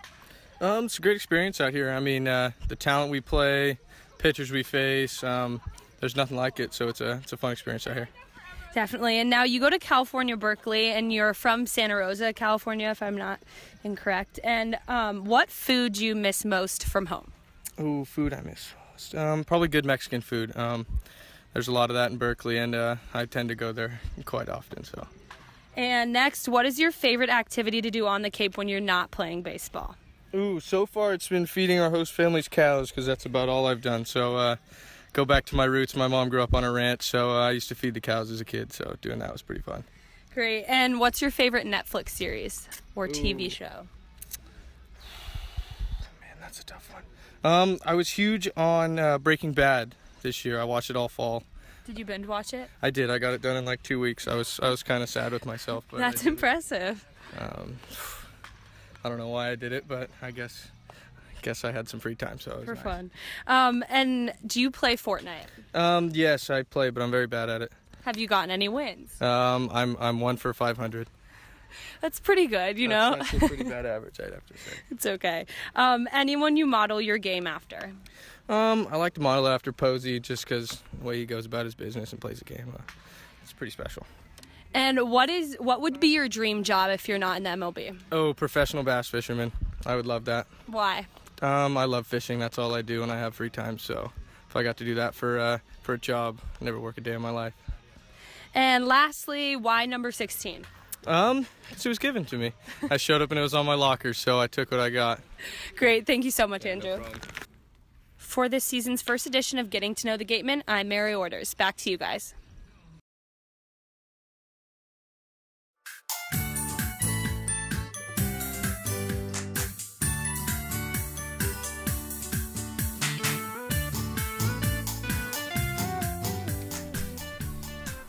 Thank you for that, Mary. Welcome back. We're in the bottom of the bottom of the fourth inning, indeed. Here from Harwich, 1-0 is the lead in favor of the home team. Visitors visiting Wareham Gatemen have registered just 1 hit, no runs. Harwich with 5 hits and able to capitalize for 1 run on that. New arm on the bump for the Wareham Gatemen. I'll tell you all about him in a second. For now, Ben Norman, Raymond Gill And Chris Galland, who will face Cody Carroll. That one dropped down beautifully, but Martellini able to pick it up and fire it over to second. Looked like a little dribbler, and if it had gone any further, it would have been really, really well done, but he caught some of the dirt. Martellini picked it up. A 2-3 put out for those of you keeping score at home. 1 up, 1 down for Carroll.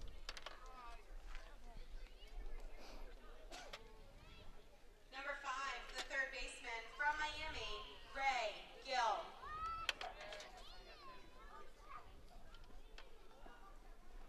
And here comes Raymond Gill.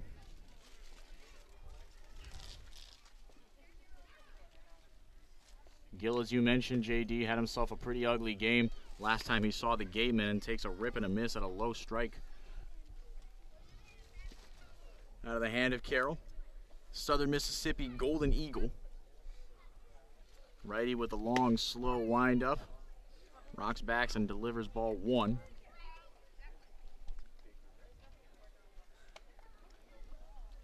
Sun is out, the clouds are almost gone. At least they are moving away in earnest. No need for lights yet here. That 5:30 start time. To you by the Bay Point Club, Onset's 18-hole championship golf course, with a driving range open 7 days a week and senior discounts offered every day and always welcome to the public. Go get to the point. Final line on Easton Lucas. Had himself a pretty good day. 3 innings of work, 1 earned run, 1 walk, let up 5 hits. Registered 2 strikeouts, I should say, through the 15 batters that he faced. 56 pitches through 3 innings, moderately efficient. His counterpart, Ty Buckner, 53 pitches in that same span of time. 1-1, lifted foul.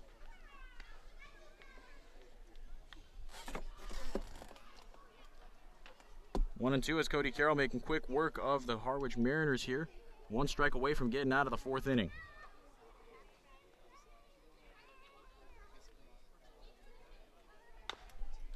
Dribbler foul down the first baseline.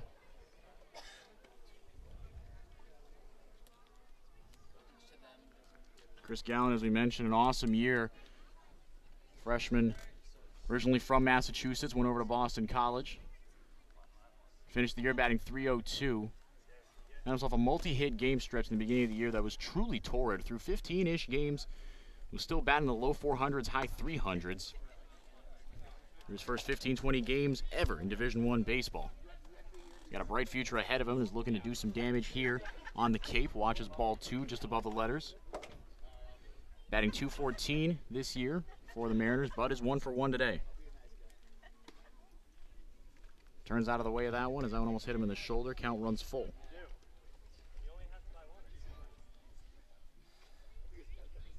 Infield playing him to pull ever so slightly. Stott in the hole.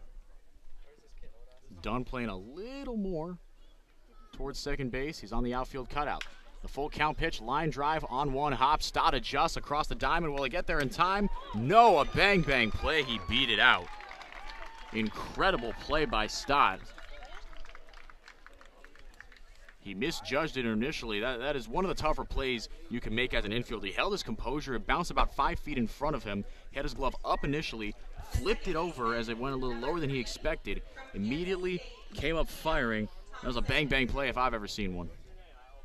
That's a tough play for Bryson Stott. A little bit of a tweener there at shortstop.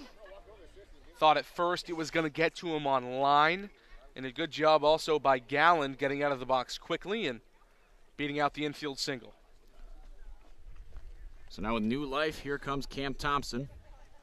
3rd at-bat in 4 innings, 1 for 2 with a double and a run scored. Fell victim to one of 2 Easton Lucas strikeouts back in the 2nd inning. 1-0 Mariners. We're in the bottom of the 4th inning.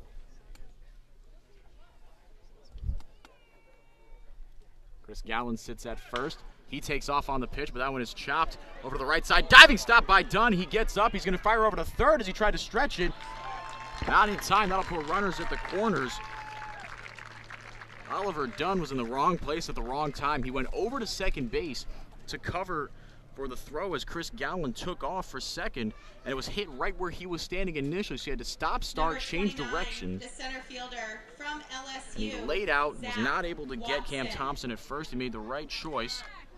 But as he saw that, as Chris Gallon rounding second, saw that Dunn's attention was focused on first base, took off for third. Really heads-up base running by Gallon, and he was into third with a head-first slide, but the throw was not in time.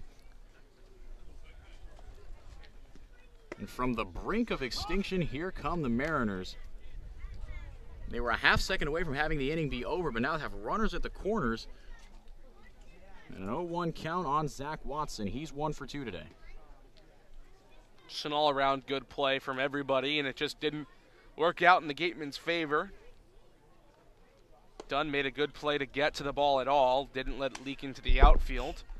Heads-up base running from Chris Gallon to get it all the way to third base, and pretty good throw from Dunn to try to get him, and then it bounced in the dirt, and a good stomp by Luke Roscom at third to not let it get past him and toward the Mariners' dugout so Chris Gallon could come in and score.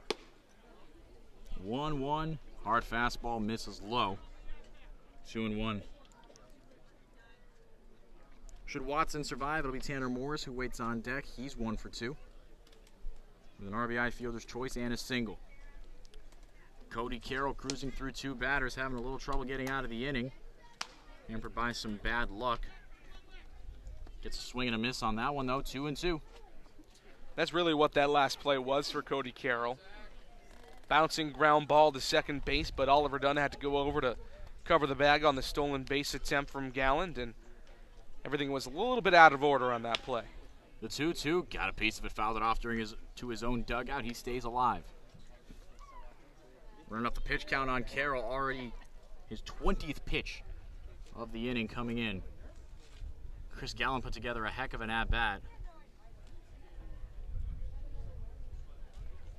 And Zach Watson doing the same here.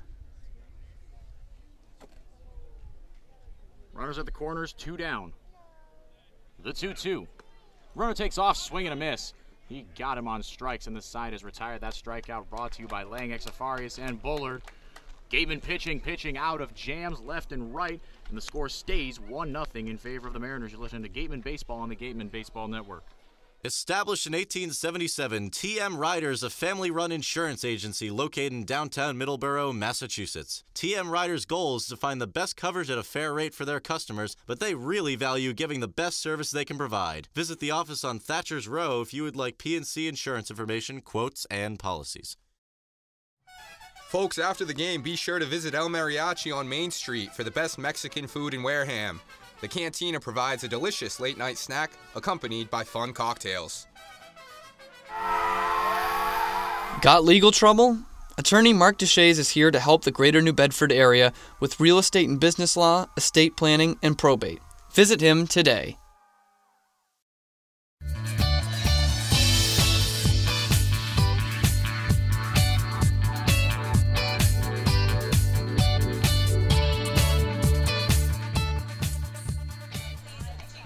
Welcome back, top of the 5th inning.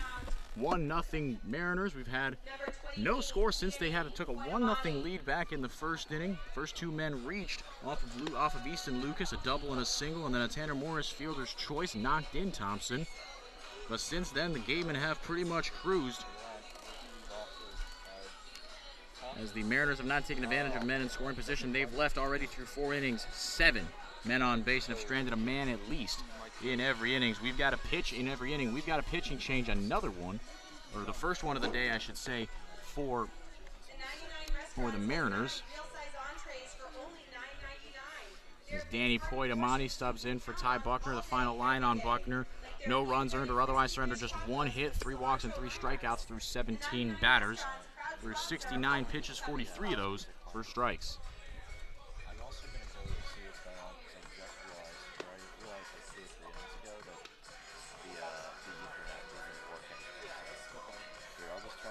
The left-hander Poitamani picked up the loss, and the last time these two teams saw each other.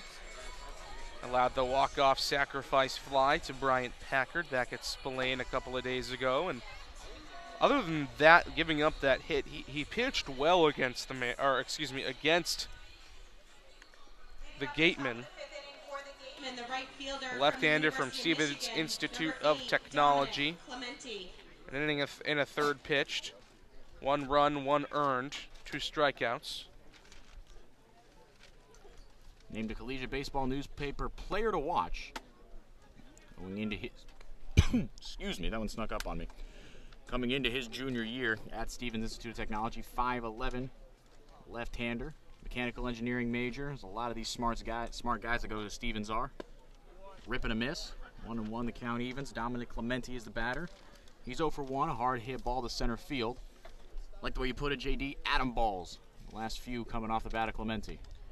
I should reword what I said about Danny Poitamani. He didn't allow the walk-off, but he walked Isaac Collins with 1 out in the top of the ninth, and in the bottom of the ninth, and he ended up scoring the game-winning run. So the run was charged to Poitamani, and therefore he was also charged with the loss. Didn't actually give up the walk-off sacrifice fly to Bryant Packard, though. It was Cal Kruger, the right-hander, who ended up giving that walk-off to Packard.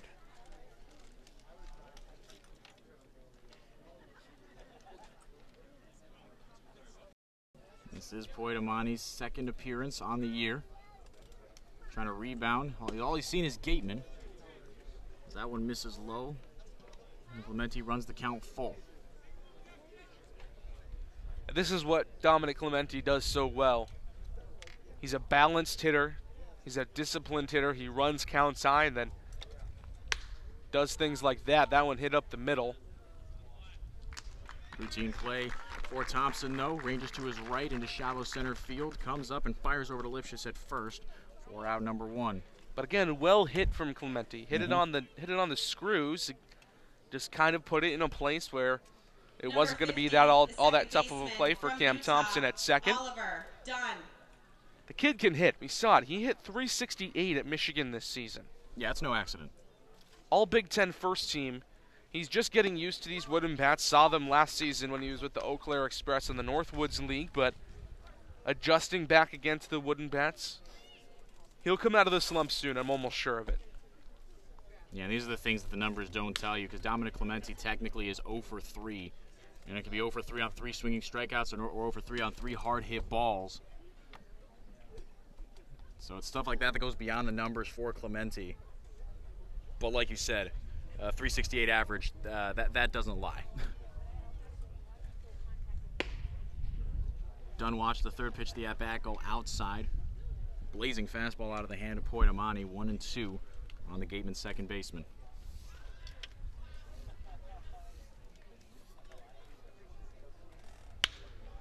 Lifts that one into right center field. Going back on it is Galland. Watson converging on it.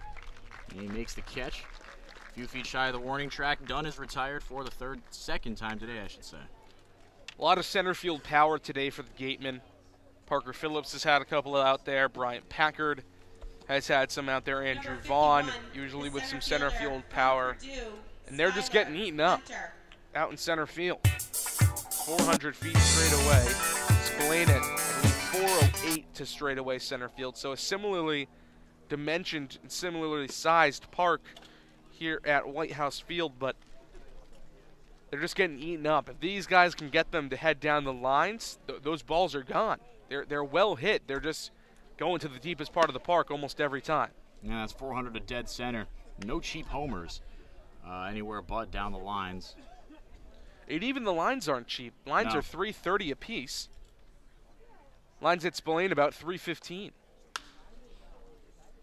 Lazy fly ball foul down the right field line. 2-1 on Skylar Hunter.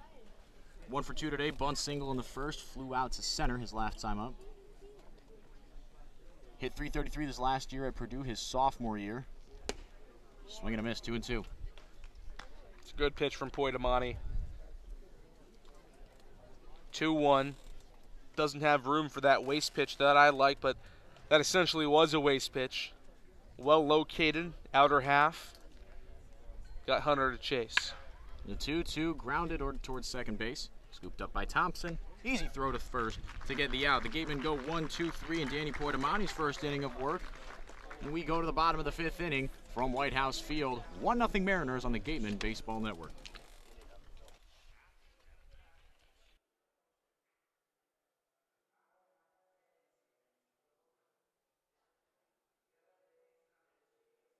Since 1950, Morse Insurance has consistently offered the best insurance at competitive rates to generations of clients in southern Massachusetts. If you're frustrated with paying for what essentially feels like just a piece of paper, it's time for you to check out the one-of-a-kind client experience that only Morse Insurance can deliver.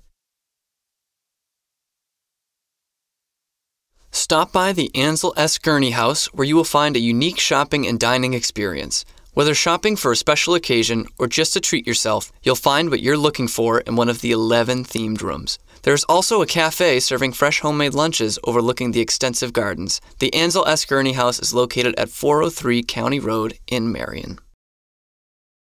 Learning at Curry College extends beyond the classroom and is embedded in all that they do. Curry prepares students to engage in successful careers and active citizenship with a global perspective. Explore undergraduate majors, minors, and concentrations, including new majors in accounting, biochemistry, and software development, online at www.curry.edu.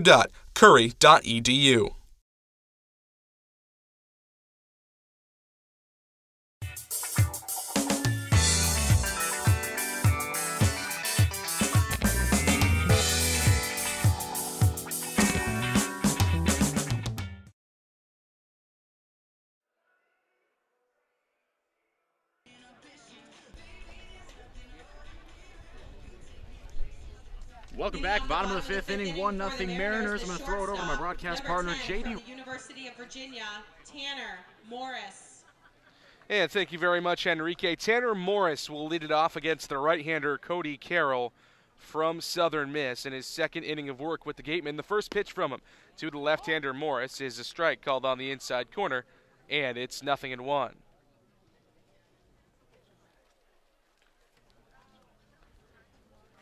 Owen won the count from the slender right-hander to Morris. The pitch swung on, hit back up the middle, and it'll get through into center field, a base hit. Backhand pick by Oliver Dunn, but he had no chance at a play. Second hit of the day for Tanner Morris, back-to-back singles for the freshman from Virginia.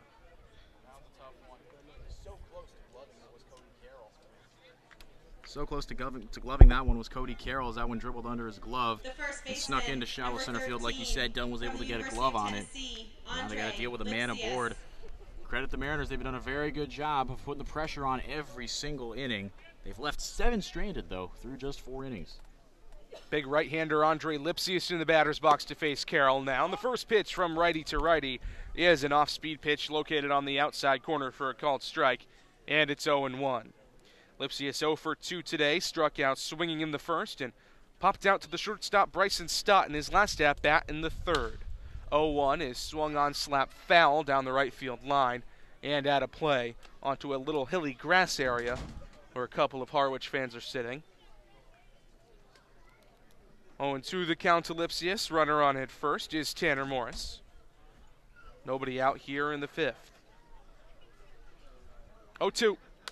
Swung on, pop foul right back toward us, but luckily the chain link fence is standing in front of us, and I'd say about 5-7 feet up, the ball came up and hit the chain link fence, but we're all protected. Yeah, we had a similar experience as the plexiglass in front of us at Spillane Field went down and left us right in the line of sight of some foul balls. 0-2, right back up the middle to the pitcher. Throw is going to go into center field. Carroll fielded it cleanly, but his throw was way off the bag. Bryson Stott was covering it. He had to lean back to try to reach for it. That's going to go down E1 on the throwing error. Now there's runners at first and second with nobody out for Logan Driscoll. Number 21. That's a bummer. That's a play that's got to be made. Cody Carroll spun around, and that's a tough play to make as you turn 180 degrees. You got to focus on making that good throw, because if that goes into center field, things go a little worse. Off to the races might have been Tanner Morris. He could have reached third. Logan Driscoll, the left-handed hitting catcher, strides in from George Mason. Carroll steps off the bump, nearly came set, but decided to rethink things. Runner at second is Tanner Morris. Andre Lipsius on at first after reaching on the throwing error from Cody Carroll. Carroll comes set, checks back at second. Here's the pitch to Driscoll. Hit back up the middle on a couple of hops. On at second to one and on to first, a double play. 4-6-3 Dunn-Stott Vaughn on the double play. Runner does move up to third in Tanner Morris, but a good job from Cody Carroll to settle back in and get a double play, and now runner on at third and 2 outs for Matt Gorski. Second double play of the season turned by the Gatemen, and that one again is brought to you by TM Ryder Insurance Agency Incorporated. Package your home and auto insurance for the perfect double play. TM Ryder, steering and securing your course for insurance since 1877. Matt Gorski, the right-handed hitting left fielder, 0 for 1 today. First pitch to him. Hits the outside corner at the knees for a called strike, and it's 0-1. Gorski walked and was stranded at third in the second inning, and then grounded out to the third baseman, Luke Roscom, in the third. Here's the 0-1 pitch to him. Misses in the dirt and low. A little bit of a check swing, but no swing, says the home plate umpire. And it's 1-1. Gorski, 6'4", 195 pounds from Indiana. All Big Ten first team this year, 356 for the Hoosiers. 1-1. Is swung on, pop foul down the right field line. Andrew Vaughn giving chase into foul territory over the bullpen down that right field line, but it's going to fall foul.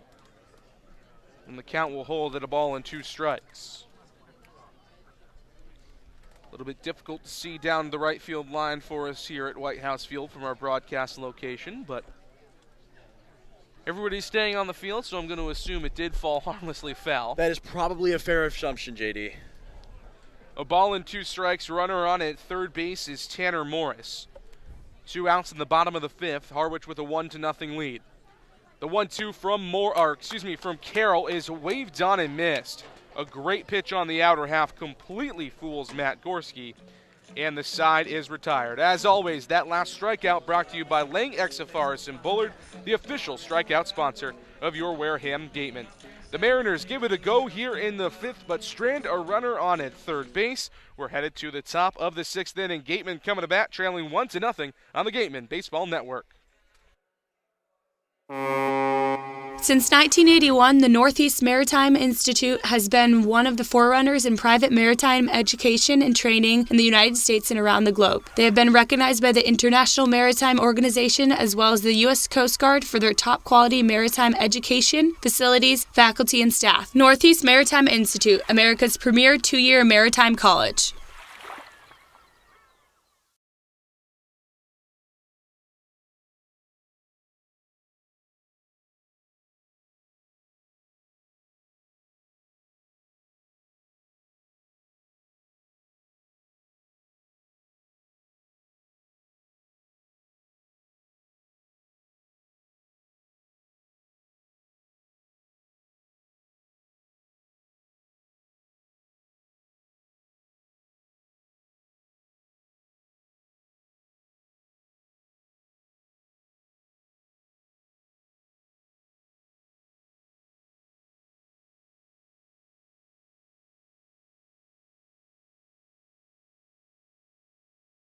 Established in 1877, TM Ryder is a family-run insurance agency located in downtown Middleborough, Massachusetts. TM Ryder's goal is to find the best coverage at a fair rate for their...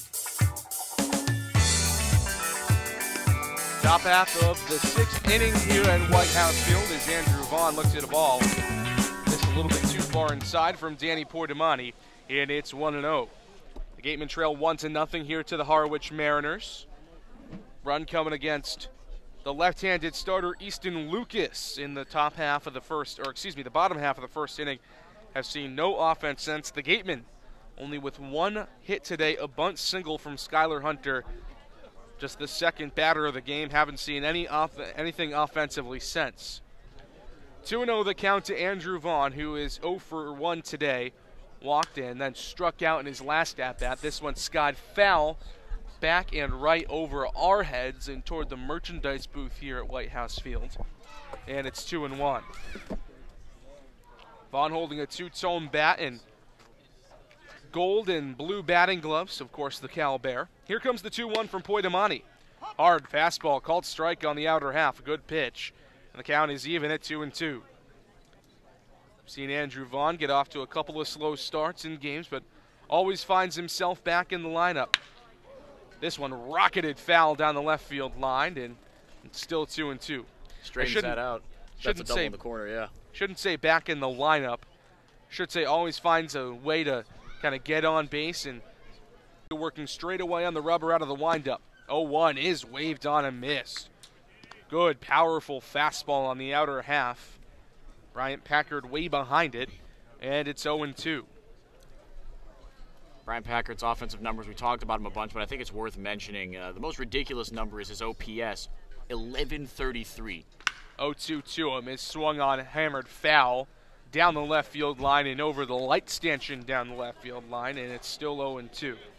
And for those of you that don't know, OPS means on-base plus slugging percentage, but at 1133, I mean, we've seen guys, some of the elite hitters in the game, eclipse 1,000, but 1133, for those of you who don't know, that's very, very good.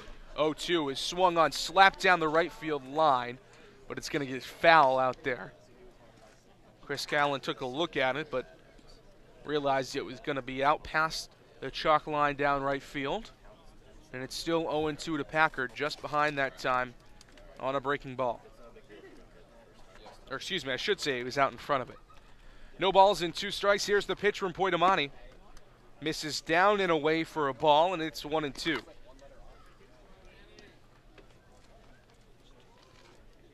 Packard 0 for 2 today. A pair of big, loud outs to center field. 1-2. Swung on, popped up left side to third baseman. Gill gives it a chase, but it's going to get well out of play and onto the hill on the left field side of things. A hill down and right where fans are sitting, and also a field down the left field side here at White House Field. A ball and 2 strikes, the wind blowing ever so slightly out to right center field. Poitomani brings the black glove in front of his face, rocks back, kicks high and fires. 1-2 is swung on, hit toward the shortstop. Morris fields, throws, bang bang play in time. A great throw from Tanner Morris on a lightly hit ground ball, and there's 2 down for Parker Phillips. A lot of movement involved there, but Morris showing his defensive mettle, really bang bang play. From Austin As Parker Phillips. Brian Packard, he has a little bit of speed. He had 6 stolen bases this past year at ECU, but not known for it. But just due to the nature of that ball, it died a little bit on the grass. Morris was able to make a fantastic play on it. Parker Phillips, the batter now, the right-handed hitting DH from Austin Peay strides in. He's 0 for 1 today, also hit by a pitch, and the first pitch is in the dirt, but Phillips chases it, and it's 0-1. Phillips grounded out to the shortstop in the first inning, then was hit by a pitch, advanced to second on a wild play, and was caught in a rundown in the fourth. 0-1 to him. Misses in the dirt, but this time he lays off of it, and it's 1-1. Parker Phillips, another one of those guys with a over 1,000 OPS, 1075. And had 1055 his freshman year at Austin Peay as well. 1-1 for Poitomani, waved on and missed on the outer half. Poitomani rolling here against the Gatemen, against the heart of the order, and it's 1-2. And Poitomani, the last time he saw the Gatemen, really didn't pitch that well. A single game ERA, single appearance, I should say, of 675, but he's bounced back really nicely. 1-2, back and right fouled off, and it's still a ball and 2 strikes to the right-hander Parker Phillips. Bryson Stott, the left-handed hitting shortstop from UNLV, waits on deck. Should Phillips find a way to reach? Poitomani takes a deep breath on the mound. High kick, and here's the pitch.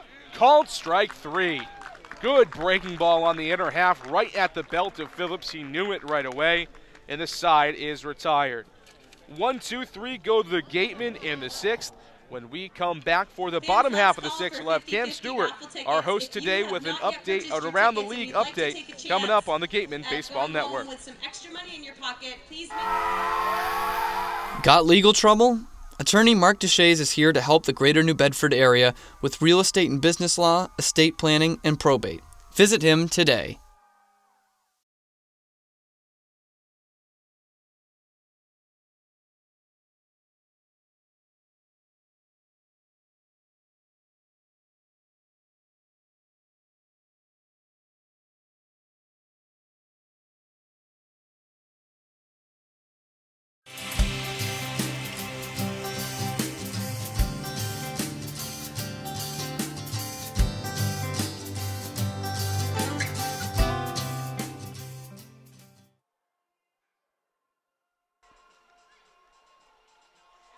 We are back here from White House Field in Harwich.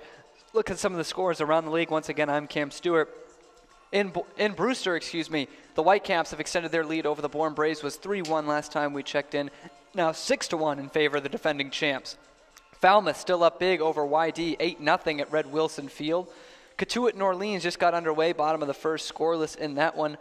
Bottom of the first in Chatham, it's the Anglers jumping out ahead. Sean Torkelson with a solo home run for the Anglers, and they lead it 1-0 over the Harbor Hawks. That's our look around the Cape League. Now let's send it back to our game with J.D. Rachi and Henrique Demore. Hey, thank you very much, Cam. 1-0 the score here from White House Field. Harwich over the Gatemen, trying to add to it here in the bottom of the 6th inning. And the first batter that will get to face Cody Carroll here is the left-handed hitting DH tonight from Iowa, Ben Norman. Norman 1 for 2 with a single in the second, then grounded out on a bunt attempt in his last at-bat in the 4th inning. First pitch from Carroll to Norman is waved on and missed. Norman all the way to a knee, but it's 0-1. Carroll's looked strong through 2 so far.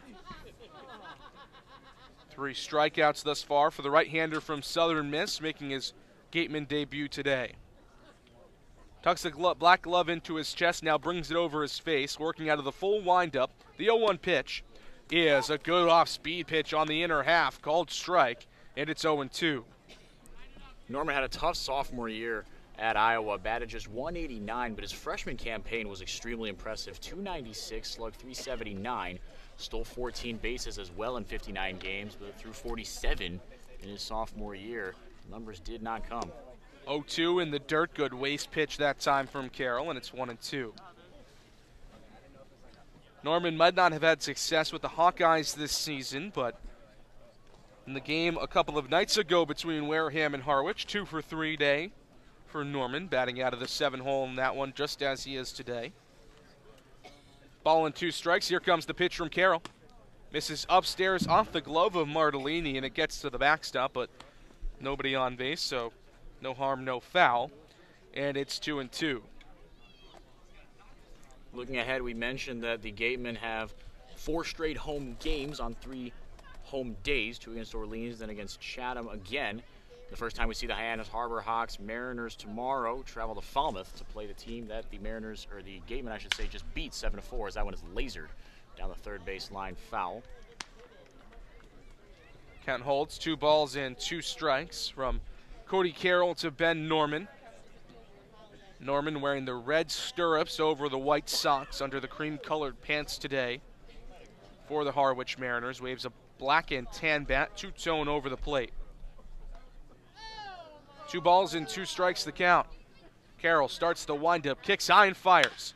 2-2 swung on, slicing foul down the left field line. Packard gives it a look, but it's going to bounce in front of him in foul territory. And the count will hold at 2 balls and 2 strikes. You have stirrups guy, JD? I'm a big stirrups guy. Love the look. Love the two-tone look. Any type of two-tone look for me. Batting gloves. I like color. I like pop. And I think stirrups deliver that. I respect it. Blue, red, and white are the stirrups today for Harwich. Yeah. No, they do look good.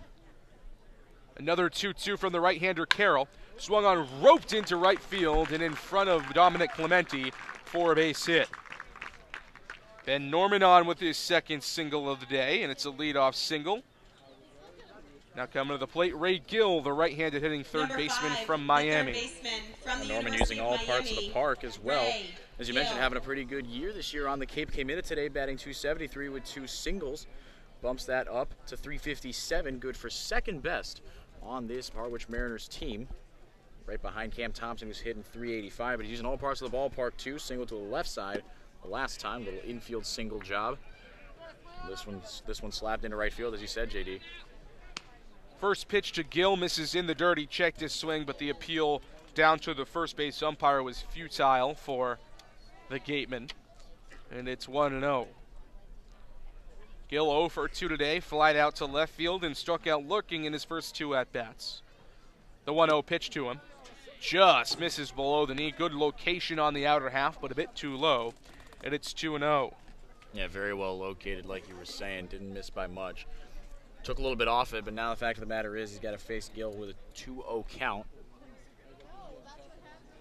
2-0 pitch is waved on and missed. Good fastball.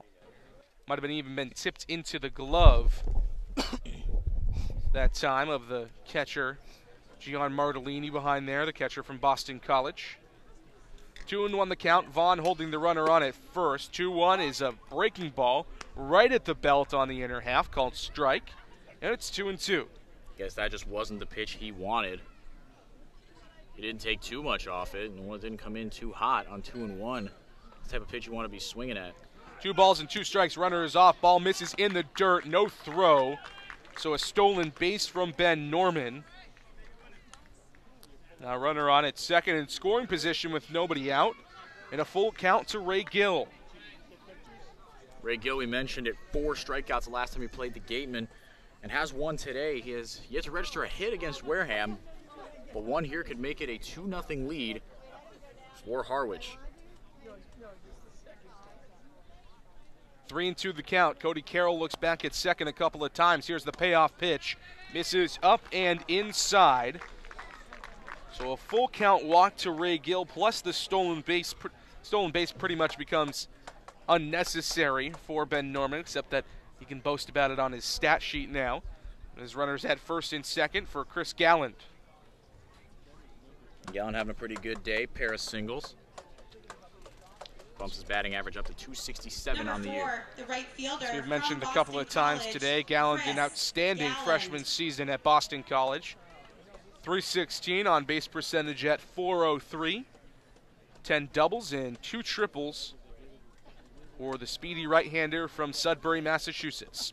First pitch to him, pulls back a bunt attempt. Now it's going to get all the way to the backstop. Both runners will move up. We'll see how they score that one, whether it be wild pitch or pass ball. But now a pair of runners in scoring position with nobody out. And a pretty good hitter in Galland, who's already 2 for 2 today at the plate. It was funny, Galland, like you said, he showed bunt and he pulled back. And the ball did get a piece of Martellini's glove. So you wonder if that might have obscured his vision some. I wouldn't doubt it, as that one came inside to the right-hander. 1-0 the count. Here's the pitch. Misses inside and low as well, and it's 2-0 now to the right-handed hitting Galland. Galland with the maroon Boston College batting gloves. 1 black sleeve under his right arm, holding a 2-tone bat. Here's the 2-0. Swung on, hit to the third baseman, Roscom. Now he's going to throw home. The play at the plate is in time. What a throw from Luke Roscom. 5-2 on the putout at home. The runner in Ray Gill does move up to third base, and Galland will reach on the fielder's choice, but still just a 1-0 ball game here at White House Field. Wow. And you look back at that one, depending on how this game shakes out, that could be play of the game caliber right there. Luke Roscom, a big dude, but at third base, moved pretty well. That one was hit. Him and Stott were converging on it, and I thought it was Stott initially that came up with it, but Roscom went down to his knees, popped up, and fired a strike right to Martellini at home plate. A bang-bang play, but Martellini got the pitch right, or got the strike right where he wanted it. About a foot from the ground, was able to lay the tag down on Norman. Really great play all around. And now Jim Lawler having a discussion with Cody Carroll. He'll head back to the dugout as the umpire comes out to break up the conference between Carroll, Martellini, and Lawler. Runners at the corners. One out, top of the order. Cameron Thompson, the left-handed hitting second baseman, will step in. And just so everybody's aware, that pitch that got to the backstop that moved runners up to second and third will be called a passed ball, charged to Gian Martellini behind home plate for the Gatemen. 1 out, runners at the corners, a 1-0 ball game, and now they're going to have a runner caught in a rundown between first and second base. Bryson Stott over to Andrew Vaughn, and the runner's going to get back in with a head-first slide. Yeah, Oliver Dunn, I think, pump faked one too many times. And Chris Galland got away with one there. And because he did his job, he was pretty hosed. But Vaughn stayed there at first. He did his job, but Dunn waited just a little too long. And by the time he got his head down and slid back into first, he was safe by a mile. So the Mariners catch a break, still runners at the corners. Could have been just a runner on at third. Cameron Thompson, the left-handed hitter. Carroll steps off. Showed a pickoff move toward third base, but Luke Roskin was nowhere near the bag, had nowhere to go with the ball. Thompson 2 for 3 today, double and a run scored in the first, struck out in the second, and singled in the fourth inning. Another pickoff move this time. Carroll again coming off the rubber toward the third base side, but still no throw. Carroll working out of the stretch from the midway point of the rubber. Comes set chest high, the pitch home to Cameron Thompson is waved on a miss. Good changeup. Dove right out of the zone, and it's 0-1. And he swung right over the top of it, as any good changeup should do. It looks like a fastball until the very last second. You realize you got the timing all wrong. Thompson fooled on that one, but the count's still 0-1. Vaughn holding Galland on at first. Another pickoff move. And still not a throw on anything of the pickoff move variety from the right-hander Carroll, just trying to keep the base runners Gill and Galland honest. That third to first, he tried to be crafty there. 0-1 from Carroll, waved on and missed. Another good breaking pitch on the inner half, and it's 0-2. Gill at third wasn't fooled, but Galland at first. He might have, and if Carroll might have let go of it or spun around a little faster, he might have had a shot at getting Galland. 0-2 misses downstairs below the knees, and it's 1-2 now. Galland toying with Carroll on at first, Ray Gill on at third. Luke Roscom made a fantastic play to keep this just a 1-0 ball game. Galland reached on a 5-2 fielder's choice. The 1-2 pitch misses downstairs, but Martellini liked the location from Carroll, and the count is even at 2 balls and 2 strikes. Yeah, fan of that pitch. He's had success with that down low, getting guys to swing right over it. And he got Thompson to do that earlier in the at-bat. Thompson laid off that one. A win-win, though, like you said, JD. The 2-2 pitch from the right-hander Carroll misses upstairs, maybe a little bit off the plate as well. And now the count is full with runners at the corners and just 1 out. Change of speed, change the eye level, but he didn't bite as that one, like you said, missed high and maybe a little outside of the left-hander Thompson. Runners at the corners, 1 out. Bottom of the 6th inning, a 1-0 lead for Harwich. Carroll steps off the mound, this time no pickoff move initiated, just steps straight off the rubber, and it's still 3-2. Cameron Thompson, the left-handed hitting second baseman from Kansas State, is in the batter's box. Here comes the payoff pitch, runner goes. Pitch misses down low. So a walk loads the bases for the Mariners with only 1 out, and here comes Zach Watson. The center fielder. And the Gatemen have been here before. We saw Easton Lucas pitch out of a bases-loaded jam back in the 2nd inning. Got a strikeout and a flyout after loading him with 1 out. So could be potentially a recipe for the same thing here, but bases-loaded jam, pitching out of it, never easy. The location has been pretty good for Cody Carroll so far, but he does have 2 walks on the day already. Zach Watson, one of 3 LSU Tigers heading to Team USA this summer. He'll go with former Mariner Antoine Duplantis as well as teammate Zach Hess. First pitch to him is fouled off, might have gone off his ankle, and it's 0-1. Watson 1 for 3 today, singled in the first, fouled out into foul territory down the left field line in the second, and then struck out swinging in the fourth.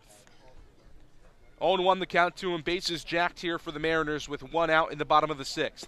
Pitch is waved on and missed. Good breaking ball, disappeared. Bottom fell out from underneath it, and it's 0-2.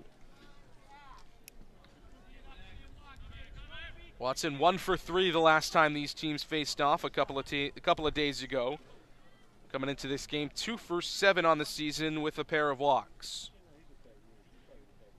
0-2 the count. The pitch from Carroll. Breaking ball, great stop by Martellini as it tailed away from the right-handed batter toward the left-handed batter's box, and it's 1-2. And you're telling me that was really good.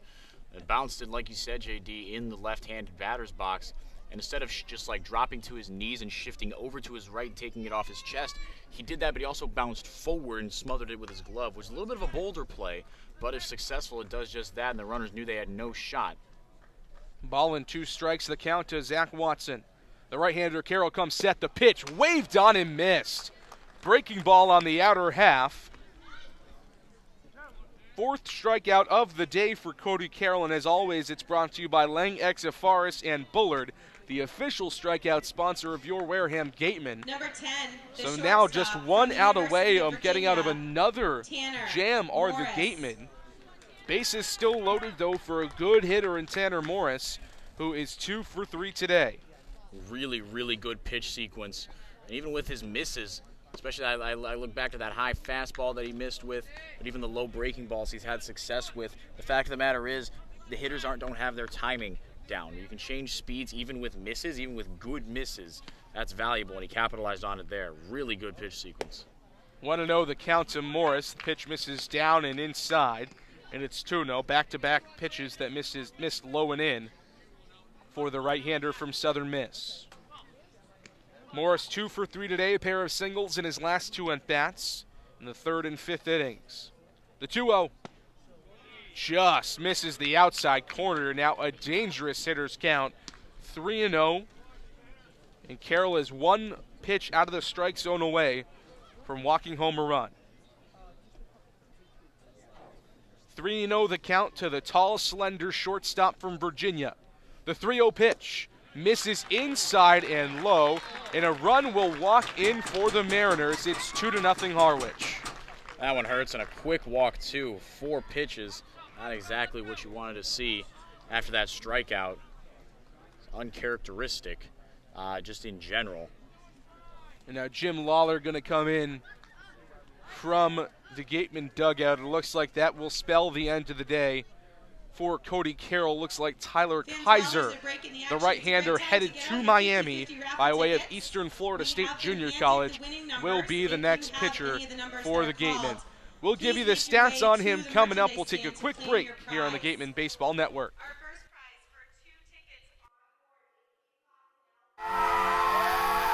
Got legal trouble? Attorney Mark Deshays is here to help the greater New Bedford area with real estate and business law, estate planning, and probate. Visit him today. We are pleased to announce Robertson's GMC on Route 28 in Wareham have partnered with the Gatemen to sponsor our youth baseball clinic. Be sure to visit their vehicle demo here at the game. Our revamped clinic program is grateful for Robertson's support.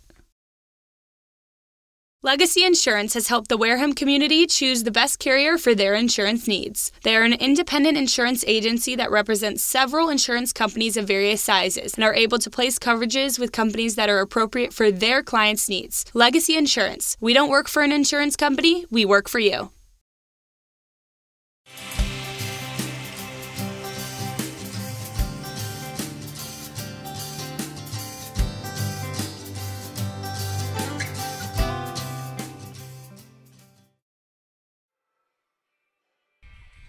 This pitching change is brought to you by the Bay Point Club, Onset's 18-hole championship golf course, with the driving range open 7 days a week and senior discounts offered every day and always welcome to the public.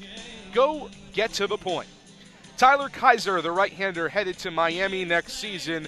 The 6'6", 210-pounder from Eastern Florida State Junior College in Orlando, Florida. This season for Eastern Florida State, a 2.32 ERA, 14 games played and 11 starts. He gave up 63 hits, 38 runs, only 19 of them earned, but the walk-to-strikeout ratio was great.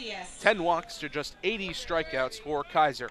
Coming into this game, though, in a bit of a sticky situation to say the least. Already 1 run across to score in the inning, and now the bases are still loaded for one of the most dangerous hitters on this Harwich team, Andre Lipsius, the first baseman from Tennessee. Kaiser working out of the stretch. The first pitch to Lipsius is swung on, fisted foul down the right field line, and it's 0-1.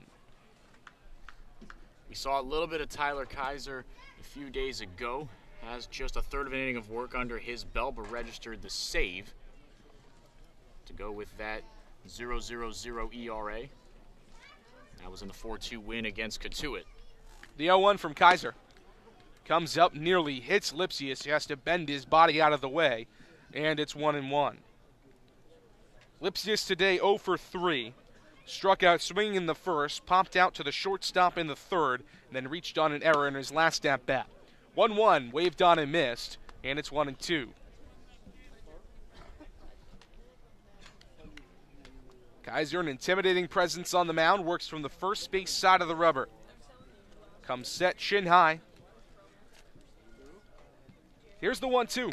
Waved on and missed, just what the Gatemen needed. Strand the bases loaded for the Mariners. First strikeout of the day for Kaiser, as always, brought to you by Lang, Exifaris, and Bullard, the official strikeout sponsor of your Wareham Gatemen. But the Mariners do push one across on an RBI walk from Tanner Morris. We're headed to the top of the 7th inning. Gatemen coming to bat down 2-0 here on the Gatemen Baseball Network. Legacy Insurance has helped the Wareham community choose the best carrier for their insurance needs. They are an independent insurance agency that represents several insurance companies of various sizes and are able to place coverages with companies that are appropriate for their clients' needs. Legacy Insurance. We don't work for an insurance company, we work for you. Clobbered high and deep to right center field, and this one is gone. A home run. Eastern Propane and Oil is the Wareham Gatemen home run sponsor. Each time a home run is hit by a Gatemen player at Spillane Field, Eastern Propane and Oil donates a camp scholarship to a deserving youth. Eastern Propane and Oil, we're in your neighborhood. Soft as a Grape is a proud sponsor of the Wareham Gatemen. Soft as a Grape has 10 retail locations on Cape Cod, so even when you're cheering on your Gatemen at any away games, stop into a Soft as a Grape store for the best Cape Cod products. Stores located in Falmouth, Mashpee, Woods Hole, Hyannis, Chatham, Provincetown, Edgartown, Oak Bluffs, and Vineyard Haven. From beach day to every day, Soft as a Grape has you covered.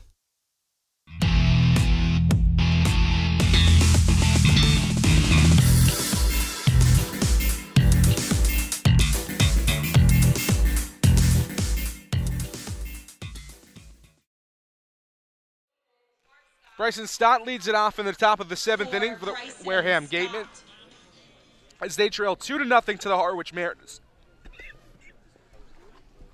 Excuse me, here at White House Field. Ball one on the outside corner to Stott.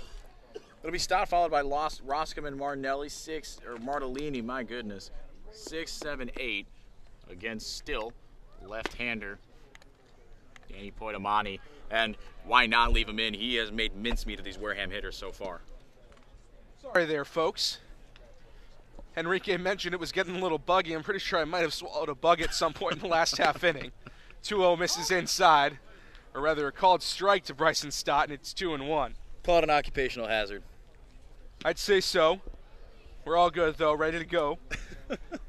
Gatemen trail at 2-0 here in the top of the 7th. 2-1 is sliced foul back and right, and it's 2-2. Stott, the left-handed shortstop from UNLV, 0 for 2 today. Reached on a fielder's choice in his last at-bat in the 4th. 2-2 the count. Poitamani rocks back, kicks and fires. Pitch misses down and away. Good breaking ball, and it's 3-2. It's one of those pitches you're happy for Poitamani. If you get Stott to chase, at least he'll hit it into the ground. 3-2 is slap foul back toward the backstop, and the count holds full. Stott batting .250 on the year, hitless today, but batted a .365 clip and slugged .556 his sophomore year at UNLV. Good for team leads in both of those. 3-2 again fouled off. Stott making Poitamani work, and it's still full. Part of the reason he slugged .556 this season was a nation-leading 30 doubles for the left-handed hitter from Las Vegas, Nevada, and Desert Oasis High School. Another payoff pitch from Poitamani, misses in the dirt. Good take there from Stott. He's on with a leadoff walk, and here comes the big, burly left-handed hitting third baseman Luke Roscom. And a good, well-fought at-bat, too. He ran the count full, fouled off a number of pitches, fouled off 2 to be exact, to extend the at-bat.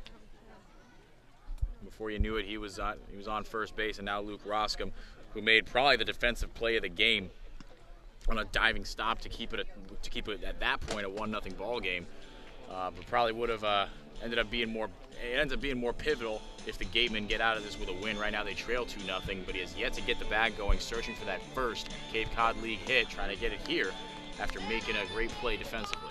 And now the Harwich manager going to come to the mound. He'll make a pitching change here. Interestingly enough, with the left-hander Portimani on the mound, it'll give way to a right-hander for the Mariners to face off with the left-handed hitting Roscom. We'll let you know who the Mariners have brought in to try to help shut this one down here in the 7th coming up. We'll take a quick break on the Gatemen Baseball Network. Since 1978, Lang, Forrest & Bullard has provided comprehensive legal services to families and companies in the greater New Bedford area. The Wareham Gatemen thank Reed Custom Soils for your support. Reed Custom Soils is New England's most experienced precision soil blenders and is trusted by over 300 golf courses throughout New England.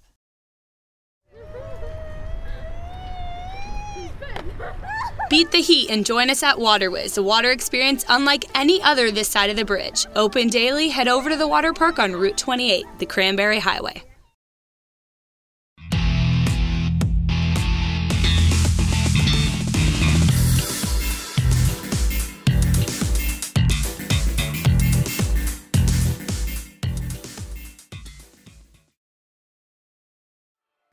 It'll be the right-hander Christian Santana to lead it off, to come in to pitch here for the Mariners in the top half of the 7th inning. Running right up first is Bryson Stott, and the first batter that he'll face is the left-handed hitting Luke Roscom. Santana from FIU in his freshman season, a 5.79 ERA, 18 games pitched, only 3 starts, so mostly out of the bullpen. In 28 innings, he gave up 20 hits, 22 runs, only 18 of them earned.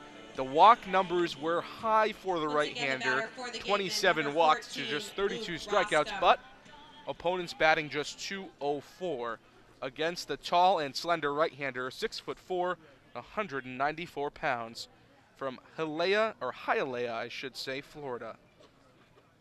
Santana will come in and work out of the stretch immediately. The first pitch to Roscom is up at the letters for a ball, and it's 1-0.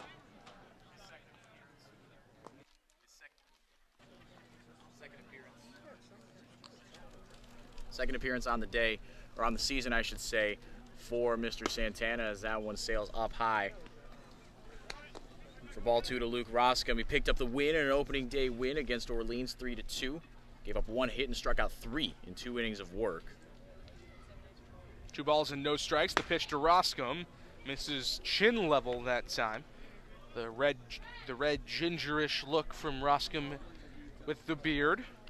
Red sleeves underneath the blue jersey as well. On Nebraska Cornhusker, the 3-0 misses outside, and a 4-pitch walk to Luke Roscom. Back-to-back walks to lead off the 7th for the Gatemen, and that'll give way to Gian Martellini. Martellini 0 for 2 today, but Luke Roscom, like we mentioned, still searching for that first Cape League hit. But he gets to register an official at-bat today. Walked in the 2nd, was hit by a pitch in the 4th, and here in the 7th, reaches base via the base on balls. Has yet to get to second base, though, all day. Seems to be a problem maybe with Martellini's bat right now. He's heading back to the dugout. And now Don Sneddon is actually going to turn to Isaac Collins. He'll come in and pinch hit. Switch hitter from Creighton. He'll bat left against the right-hander Santana. And Collins, as we mentioned, had a very nice day yesterday. Went 2 for 4. Pinch hitting for Martinelli, in number a start. 10 from Creighton, Isaac Collins. So Collins will pinch hit. He's not a catcher, middle infielder, so we'll likely see a defensive replacement for him in the next half. But turning to Isaac Collins here in a big spot, runners at first and second. He'll try to lay down a bunt. The pitch was high, and Collins not too happy with himself there for offering at that high fastball. It's 0-1. Yeah, that one was about eye level. I think Isaac Collins wants that one back. We'll see if he tries it again on 0-1. Collins with speed. Had over 10 stolen bases this season with the Creighton Blue Jays in the Big East. A sophomore from Maple Grove, Minnesota. 0-1 the count. Here's the pitch. Does lay one down, but it goes off of his leg. So 0-2. Everybody but the home plate umpire and Isaac Collins did not realize that it had careened off of his leg. Both runners were moving down the base paths, and all the fielders for the Mariners came in to try and charge that ball, but Collins wasn't even moving. 0-2 the count to him, nobody out. Runners at first and second here in the top of the 7th, trying to climb back from a 2-run deficit. Just one hit on the day for the Gatemen, coming all the way back in the first inning on a bunt single from Skylar Hunter. Here's the 0-2 to Collins. Misses inside, and it's 1-2. So Collins comes into the game to lay down a would-be sacrifice bunt, but now with 2 strikes, he'll have to swing the bat. Collins hitting .333 on the year, 3 of 9 officially in the Cape League. Had a 2-for-4 day yesterday against Falmouth, trying to continue success here. The 1-2. Swung on, popped up, back and left. Driscoll gives it a look, but it'll get out of play right on the tarmac behind the third base bleachers. And it'll stay 1-2.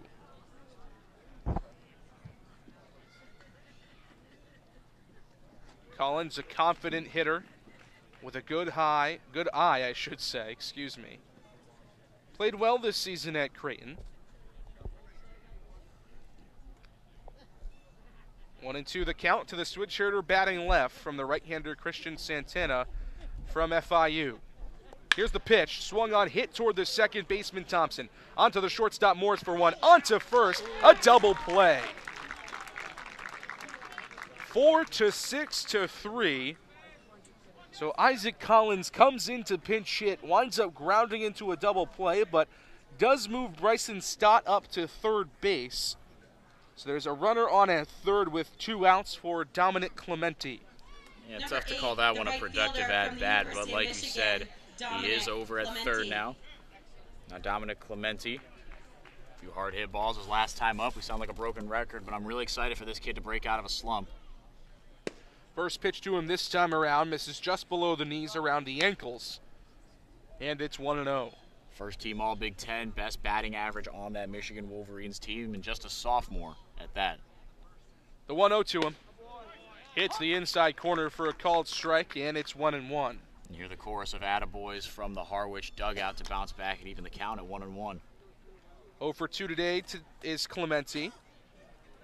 Bends over in a short stance. The 1-1 taken inside for a called strike once again, and it's 1-2. Stott with a short lead at third base. Santana working from the semi-stretched, semi-windup. Here's the 1-2. Swung on, hit right back up the middle.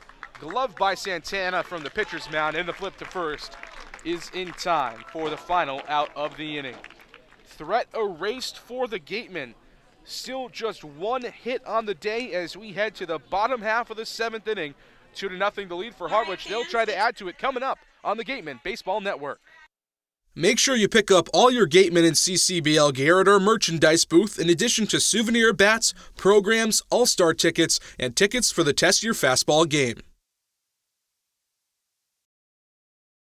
The Gatemen wish to thank Patty Wild and the trustees of the John Wild Charitable Trust for their continued support of Gatemen baseball in Wareham. Stop by our Gatemen concession stand and support both the Gatemen and the Wareham High School DECA program.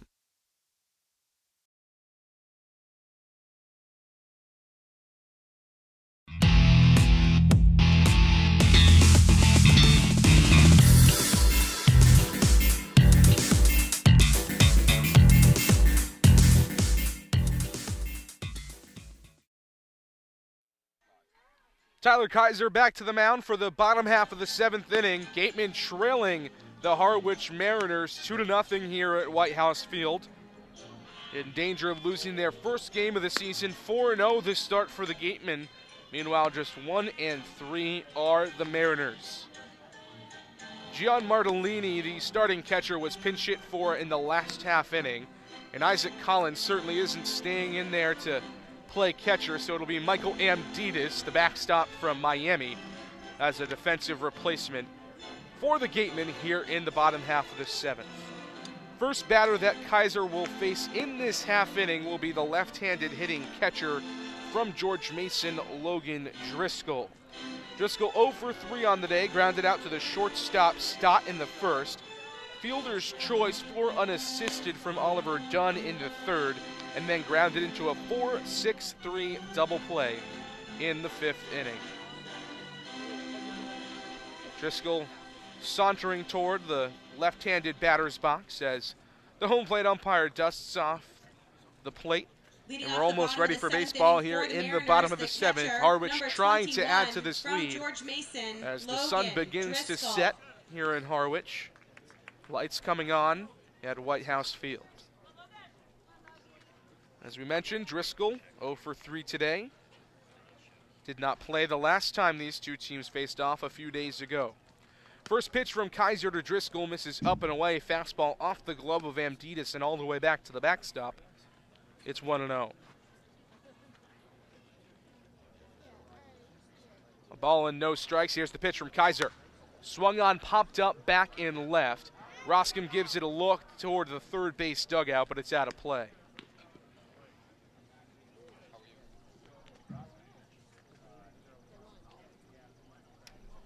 Luke Roscom, we mentioned it in the game against Falmouth, but when he was subbed in there at third, didn't get a ton of action at third, but he's been plenty busy defensively and has done a good job at the hot corner so far today. 1-1 from the big right-hander. Kaiser is once again sliced foul back and left toward the third base seats, and it's 1-2.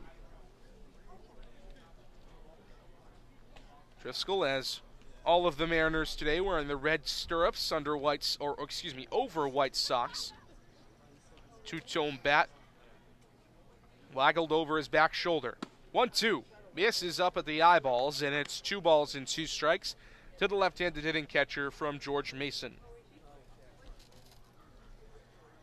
Tyler Kaiser came on in relief of Cody Carroll in the last half inning, got the final out on a strikeout. This one pumped into left field, but it's going to get foul out of play. Bryant Packard playing the left-hander Driscoll to pull it. Had a long way to run and wouldn't even have had a chance as it made it over the chain link fence. 2-2 the count from Tyler Kaiser to Logan Driscoll. Driscoll no batting gloves as he waves the two-tone bat. Here comes the 2-2 from Kaiser. Waved on and missed. Back-to-back strikeouts to start the outing for Tyler Kaiser.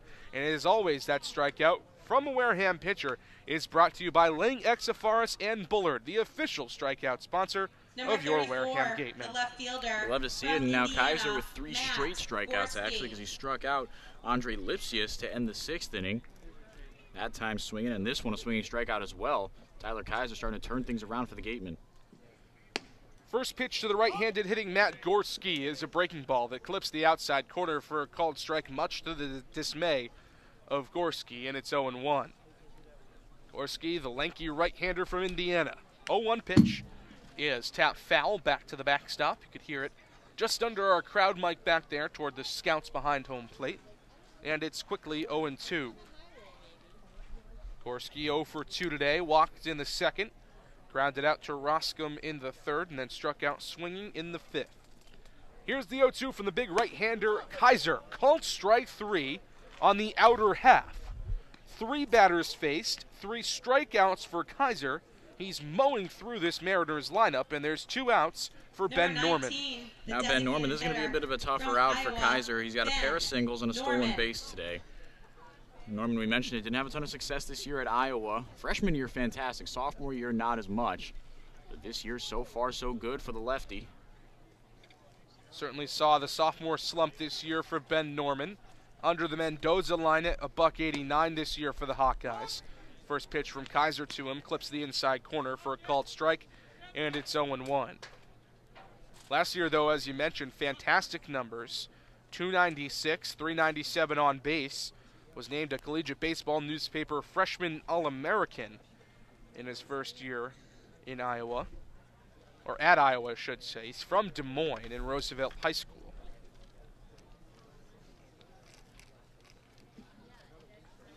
Michael Landidis having a little quick conference on the mound with Kaiser. Kaiser working quickly, efficiently, and incredibly well thus far. Here's the 0-1. Breaking ball just misses the outer half, and it's 1-1. And Ben Norman, as we mentioned, from the capital of Des Moines. So no surprise he went to Iowa, but there's a lot of Iowa connections for the young sophomore from Des Moines. This one rocketed, diving stop made by Bryson Stott. A great play, back-to-back games where we've seen Bryson Stott lay out at the shortstop position, and that'll do it for the bottom of the 7th. 1-2-3 for Tyler Kaiser. He is mowing through this Harwich lineup. Still a 2-0 lead for the Mariners, though, as we head to the top of the 8th. Gatemen trying to change.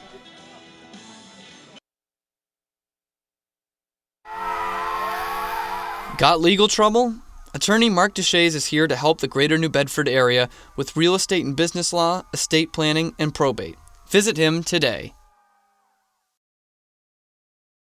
Legacy Insurance has helped the Wareham community choose the best carrier for their insurance needs. They are an independent insurance agency that represents several insurance companies of various sizes and are able to place coverages with companies that are appropriate for their clients' needs. Legacy Insurance. We don't work for an insurance company, we work for you.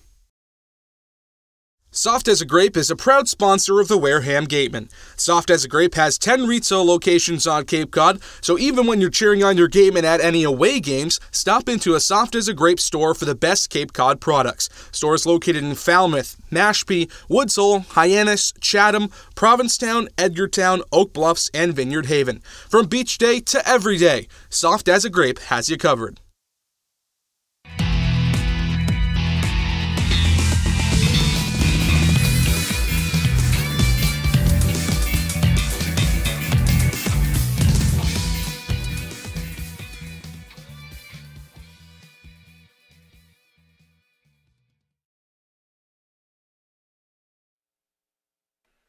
Top of the order for the Gatemen here in the top of the 8th inning. Oliver Dunn, the left-handed hitting second baseman.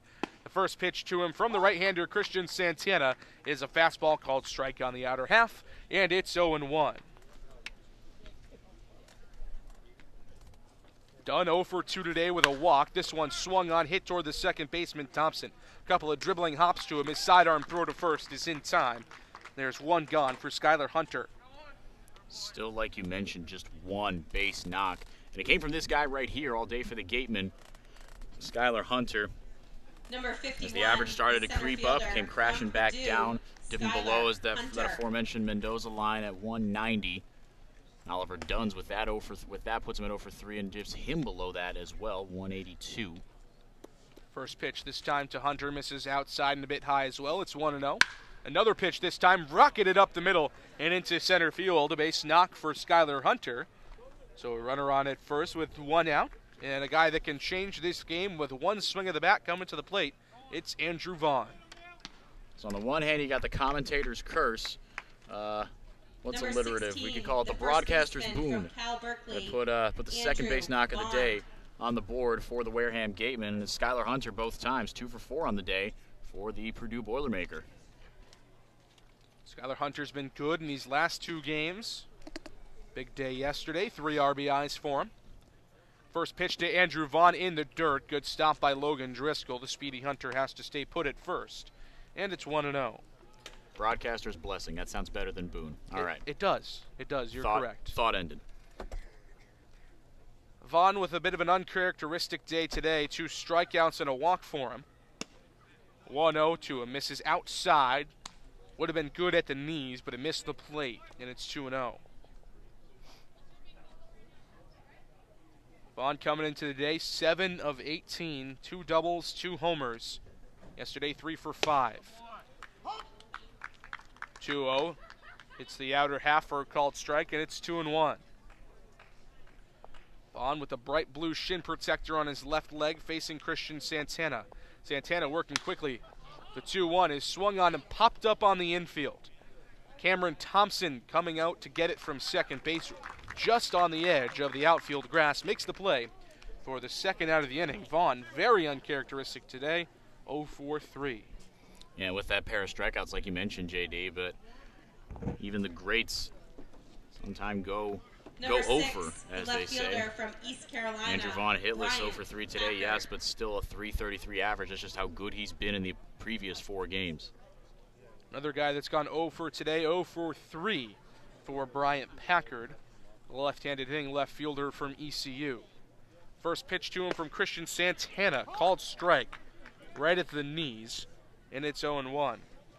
Packard flied out to center field twice in the first and fourth, and then grounded out to the shortstop Morris in the sixth. 0-1 the count, Hunter being held on at first. Pitch in the dirt. Packard thought about a swing but held up in plenty of time, and it's 1-1. Packard, an alternate on the Team USA team this season. Baseball America, first team All-American from East Carolina, I should say. The 1-1 from Santana, looping curveball swung on under the glove of the diving Thompson at second base and into right field for a base hit. 2-out single from Brian Packard puts runners on at first and second for another dangerous hitter in Parker Phillips. The Gatemen aren't dead just yet. It was late in the game yesterday against Falmouth that the Gatemen were chasing a 2-run lead and exploded for 5 in 1 inning. Number 19. That was with 1 and 0 outs though. So doing a little bit under a little bit more stringent conditions here. But finally starting to get to Santana after Danny Poitamani made mincemeat of the Gatemen early or in the middle of the game today. These are the innings where the Gatemen have exploded. We're in the 8th right now, top of the 8th. This is where all the runs were scored yesterday for the Gatemen, or I should say the big inning for the Gatemen. First pitch to the left-handed hitting. The left-handed hitter is waved on and missed, and it's 0-1. Looks like we've got a pinch hitter here for the Gatemen against the against the right-hander Christian Santana.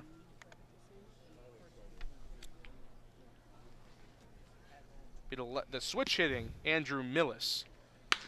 Second pitch to him is hit on back up the middle, booted at shortstop by Tanner Morris. He started moving towards second base where he was going to tag the bag, but lost the ball on the transfer. Now it's bases loaded, and 2 outs for Bryson Stott. Gateman a good base hit away from tying this game up. Seems like that kind of inning, doesn't it, JD? From UNLV, that one, like you said, it's like they tell you in Little League, ball first. It's one of the first things they say, and it was booted in every sense of the word. Morris just kind of kicked it around up there. Was trying to get that easy out at second, which was absolutely the right thing to do. That was the direction the ball was taking him.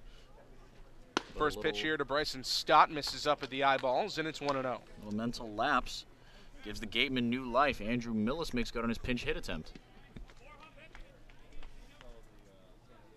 Stott steps in, 0 for 3 today. Excuse me, 1 for 2 today. Pitch a called strike on the inner half, it's 1-1. This time I'm going to get it right. He's 0 for 2 today, excuse me. There it is. Grounded out to the first baseman in the second, fielder's choice in the fourth, and then blocked in the seventh before being stranded at third base. 1-1 to him. This is outside and high, and it's 2-1 to Stott.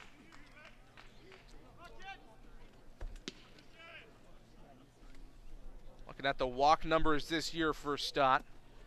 32 walks to just 18 strikeouts. 2-1. Misses outside as well, and now it's 3-1. The Gatemen just 1 pitch out of the zone away from cutting this lead in half. This is probably the most pivotal pitch of the game for any Harwich Mariner and their pitching staff. Santana with a big pitch coming up. Here's the 3-1 from him. Gets Stott to foul it off, and the count is now full at 3-2. So if that pitch was important, this one all the more so. It's either going to keep the at-bat alive. You really have only got a couple of outcomes here. It's going to keep the at-bat alive, produce it out, or score a run. 3-2, runners up, swung on, hit toward the second baseman Thompson. 1 hop onto first baseman Andre Lipsius, and the Gatemen leave them loaded in the top of the 8th inning. Gatemen running out of time to make a comeback, still trailing 2-0 as we head to the bottom half of the 8th, trying to keep it just a 2-0 lead. When we come back on the Gatemen Baseball Network, we'll have our sideline reporter, Mary Orders, reporting from the sideline. coming back on the Gatemen Baseball Network. Learning at Curry College extends beyond the classroom and is embedded in all that they do. Curry prepares students to engage in successful careers and active citizenship with a global perspective. Explore undergraduate majors, minors, and concentrations, including new majors in accounting, biochemistry, and software development, online at www.curry.edu.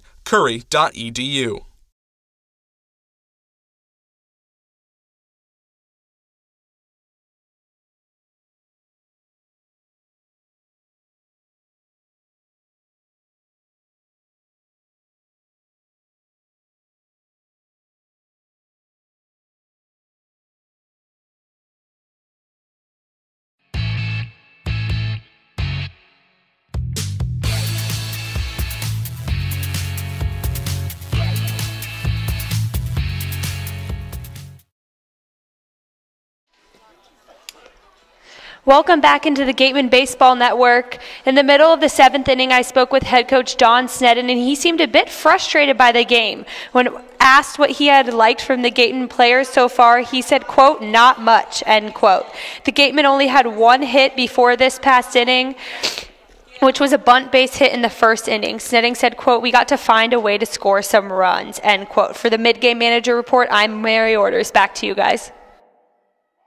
Thank you very much, Mary. Leading off the bottom half of the 8th inning for the Harwich Mariners is the right-handed hitting third baseman Ray Gill. He takes a strike on the inner half from Tyler Kaiser, and the count is 0-1. 0-1 is fouled off back toward the Harwich dugout, and it's quickly 0-2. Tyler Kaiser is the guy, though, that you want on the bump. Long relief appearances. He hasn't gone more than an inning so far this year, but so far so good. 6'6" right-hander, like you said, JD, an intimidating presence on the bump. He's the guy to keep this game tight. Mariners haven't done a ton offensively since he's taken over. 0-2 misses at the letters, and it's now a ball and 2 strikes. Kaiser rocks back from the full windup, kicks and fires. Swung on, popped up back and right. It'll go just over our heads and into the wooded area where a bunch of kids chase it, and it'll be a youngster in the red shirt coming away with it. And it's 1-2. Kaiser tucks a brown glove, swipes it once on his chest as a signal to Amditas, and now steps off the mound. 2-0 Harwich, bottom of the 8th. Gatemen running out of time to make a comeback. Here comes the 1-2. Breaking ball misses up and in, and it's 2-2 to Gill. Gill 0 for 2 today. Flied out to left field in the 2nd, struck out looking in the 4th, then walked and scored a run in the 6th. 2-2 to him is waved on and missed.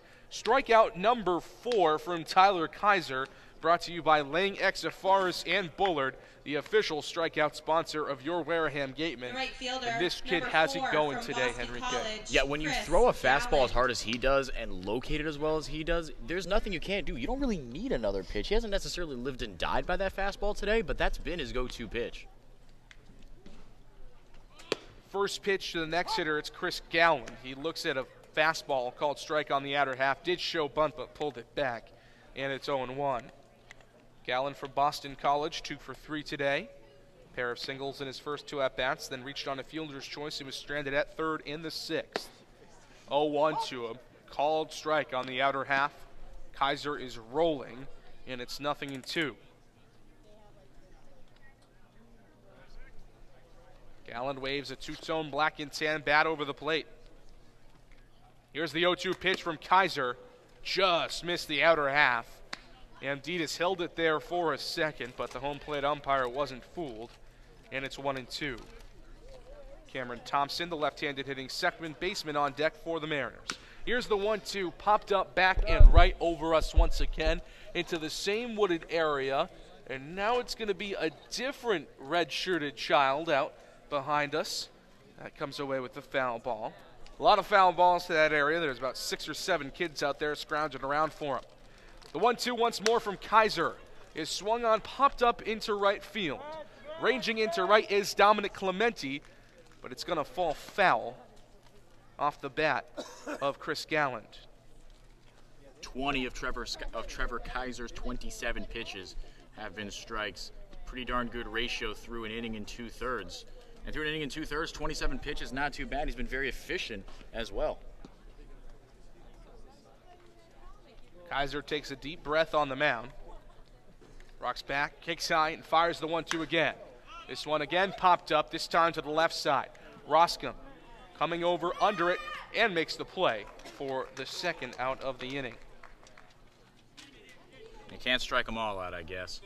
6 up, 6 down against Kaiser thus far. Now through an inning, or excuse me, 2 full innings. Baseman, number 3 from It's Kansas the top of the State, order, and Cameron Cam Thompson, the left-handed hitting second baseman from Kansas State. We talked about how this Wareham Gatemen team has wanted to stay competitive in games and not necessarily focus on individual development to the detriment of the team winning ball games. And part of that is figuring out which guys are going to be pieces for you when starters don't have a great day. Not to say that was the case today, as that one sails out and away to the left-hander Cam Thompson. As you know, the Gatemen have only given up 2 runs, but Trevor Kaiser looks like he's going to be a guy to go, or Tyler Kaiser, excuse me, to go long relief in those scenarios. You need a guy like that. 1-0 misses inside down near the ankles of the left-handed hitting Thompson, and it's 2-0. Thompson 2 for 3 today. Doubled and scored in the first, struck out in the second, singled in the fourth, and walked him stranded at second in his last at-bat in the sixth. As the 2-0 misses up and in, it's now quickly 3-0 to the sophomore from Kansas State. Thompson, a slight build at 5'10", 182, facing the 6'6" Kaiser. 3-0 get me over fastball does get him over, and it's 3-1. Thompson, much like Ben Norman, a bit of a down season in his sophomore year at Kansas State, just .257 after hitting .318 as a freshman for the Wildcats. 3-1, waved on and missed. Good diving fastball in the inner half, and it's a full count at 3 balls and 2 strikes. Thompson, no stranger to summer ball, played last summer in the Alaska Baseball League with the Anchorage Glacier Pilots. 3-2, misses upstairs and a bit outside as well. So a 2-out walk to Cameron Thompson. That'll give way to Zach Watson, the right-handed hitting center fielder from LSU. Number 29, the center fielder Rare from walk LSU. from Kaiser Zach after striking out Watson. 4, sitting down 6 straight. Looks like the Mariners have a little bit of life left in them yet. Zach Watson, the batter. 1 for 4, pair of strikeouts, singled back in the first. Mariners trying to tack on a couple of insurance runs here in the bottom of the 8th inning. Still a 2-0 lead for Harwich here at White House Field. First pitch from Kaiser to Watson. Called strike. Good pitch on the outer half of fastball, and it's 0-1. Watson 1 for 4 today, singled in his first at-bat, fouled out to Luke Roscom at third in the second, then struck out twice in the fourth and the sixth. 0-1, pickoff throw over, no tag applied, and Thompson is back in headlong.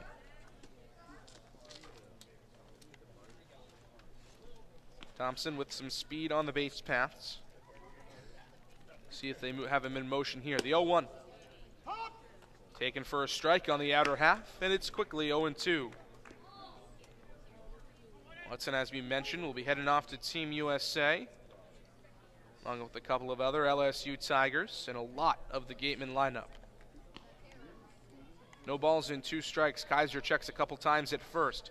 Short leg kick and the pitch, waved on and missed. How about 5th strikeout of the day, brought to you by Lang, Exafars, and Bullard, the official strikeout sponsor of your Wareham Gatemen for Tyler Kaiser. The only blip on the record thus far for Kaiser in this outing is a walk in the 8th. He'll hope to get another chance to come and pitch. Gatemen have to tie it up here as we head to the top of the 9th on the Gatemen Baseball Network. Got legal trouble? Attorney Mark Deshays is here to help the greater New Bedford area with real estate and business law, estate planning, and probate. Visit him today. Soft as a Grape is a proud sponsor of the Wareham Gatemen. Soft as a Grape has 10 retail locations on Cape Cod, so even when you're cheering on your Gatemen at any away games, stop into a Soft as a Grape store for the best Cape Cod products. Stores located in Falmouth, Mashpee, Woods Hole, Hyannis, Chatham, Provincetown, Edgartown, Oak Bluffs, and Vineyard Haven. From beach day to every day, Soft as a Grape has you covered. The Wareham Gatemen thank Reed Custom Soils for your support. Reed Custom Soils is New England's most experienced precision soil blenders and is trusted by over 300 golf courses throughout New England.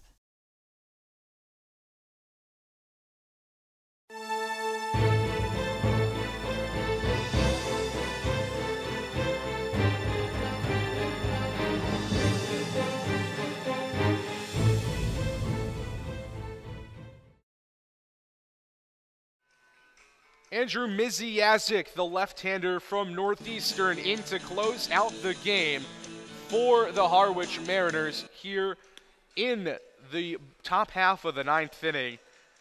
2-0 the lead for Harwich over the Gatemen. And now it's going to be Austin Shenton. He'll pinch hit here, for for Luke Roscom. Shenton usually the starting third baseman, but was removed from the lineup, took a foul ball off the knee yesterday. We were told it looked like he had two knees when he came off as the ball hit him so hard, but a little bit of a better success rate in the batter's box this season for Shenton than Roscom as he takes the first pitch fastball for a called strike. It's 0-1. So Don Sneddon turning to Austin Shenton to try to get things going here for the Gatemen. And he ropes one into right center field and down for a base hit. Shenton coming in and delivering with a pinch hit single. Runner on at first and nobody out for Michael Amditis. On the bump, actually, I'm looking at the Northeastern media guy. That's where Andrew Misiziak hails from. And looking at it phonetically, you would not think that, but the pronunciation's in their media guide says Misiziak. Spelled M-I-S-I-A-S-Z-E-K. Somehow you get Misiziak out of that. Yeah, I don't know. First pitch from him to Michael Amditis is in the dirt, but Amditis went around, tried to hold up his swing, but just couldn't. And it's 0-1.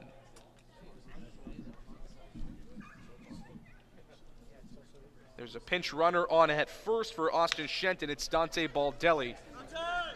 And now Amditis lifts one into center field. Watson makes the play.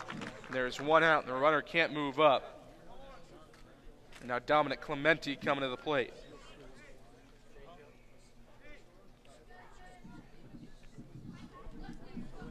Number 8, the right fielder from Michigan, Dominic Clementi. Dominic Clementi, the left-handed hitting right fielder, 0 for 3 today, but has made some great contact. Still searching for his first Cape League base knock. First pitch from Misiziak is a breaking ball, called strike on the inner half. Had some good movement on it, and it's 0-1. Yeah, wouldn't that be something for Clementi to come up big here, give the Gatemen some life, some more late-inning heroics for Wareham as they try to prevent the record from going to 4-1 on the year. Baldelli into pinch run, being held on at first. The pitch to Clementi misses inside and low as well, and it's 1-1.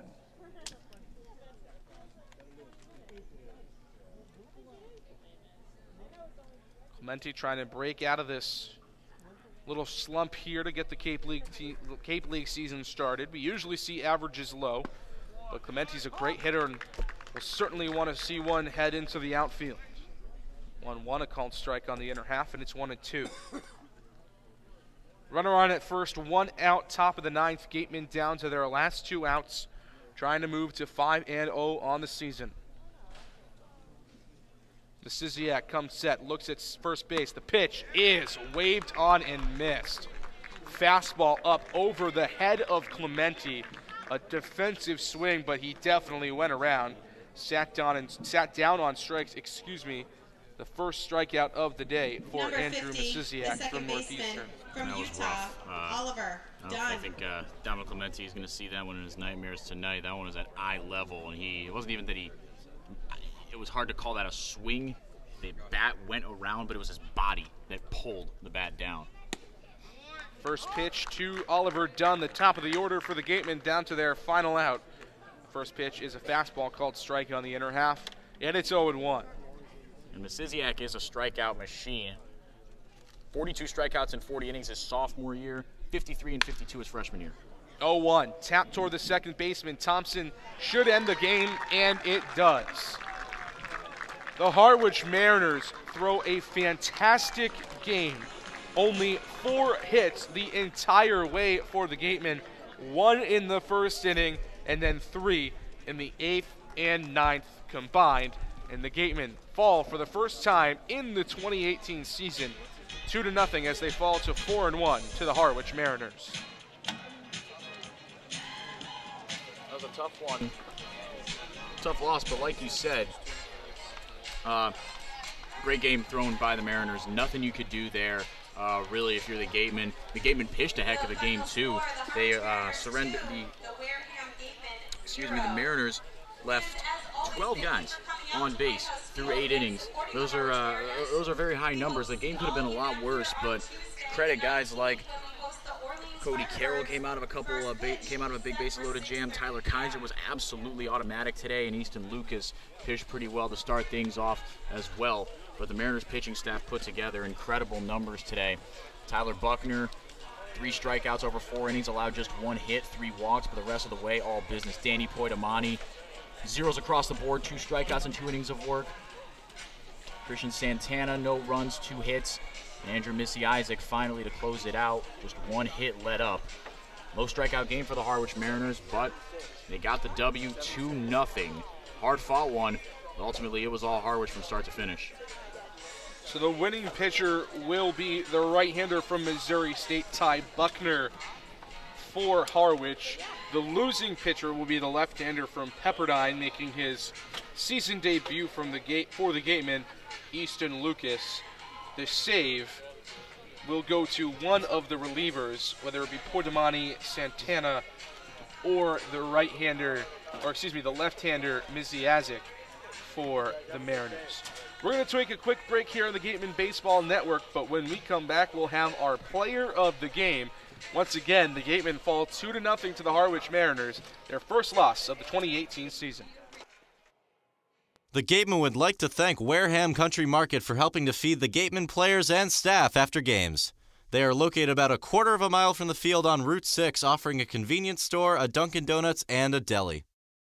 The Mezzaluna restaurant is a third-generation family-run Italian restaurant celebrating 80 years in business. Located on Main Street in Buzzards Bay at the foot of the Bourne Bridge, Mezzaluna specializes in Italian cuisine, seafood, steaks, and chops, and offers fresh nightly specials, a lunch menu that's the best deal in town, and serving Cape Cod's famous prime rib every Wednesday and Saturday. Enjoy outside dining in the summer months and a full bar and lounge area year-round. Book your private function in one of our many function rooms. Although reservations are not required, they are always recommended. Come enjoy the feast at Mezzaluna, the Italian family restaurant. For a nostalgic Cape Cod vacation experience, head to Bay Motor Inn, where guests are treated like family. Located in the heart of Buzzards Bay Village, this 1950-style cottage colony still provides you with up-to-date amenities. The Gatemen thank the Bay Motor Inn for their support. Head on over to BB's Bar and Grill for food, drinks, and fun. Located just off Cranberry Highway, come in to sample the scrumptious fare or relax with a drink while enjoying live entertainment. The Gatemen thank BB's Bar and Grill for their support. Cape Cod Healthcare is the leading provider of healthcare services for residents and visitors of Cape Cod, with 2 acute care hospitals and more than 450 physicians. For more information, please visit capecodhealth.org. Cape Cod Healthcare, expert physicians, quality hospitals, superior care. One of the Gatemen. Stop by the Ansel S. Gurney House, where you will find a unique shopping and dining experience.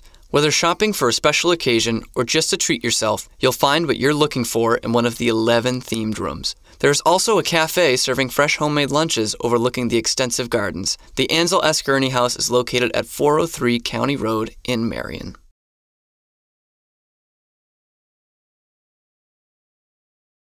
Learning at Curry College extends beyond the classroom and is embedded in all that they do.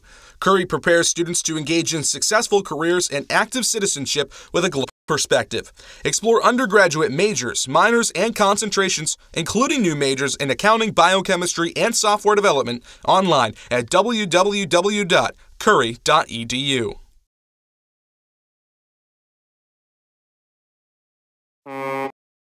Since 1981, the Northeast Maritime Institute has been one of the forerunners in private maritime education and training in the United States and around the globe. They have been recognized by the International Maritime Organization as well as the U.S. Coast Guard for their top quality maritime education, facilities, faculty, and staff. Northeast Maritime Institute, America's premier two-year maritime college.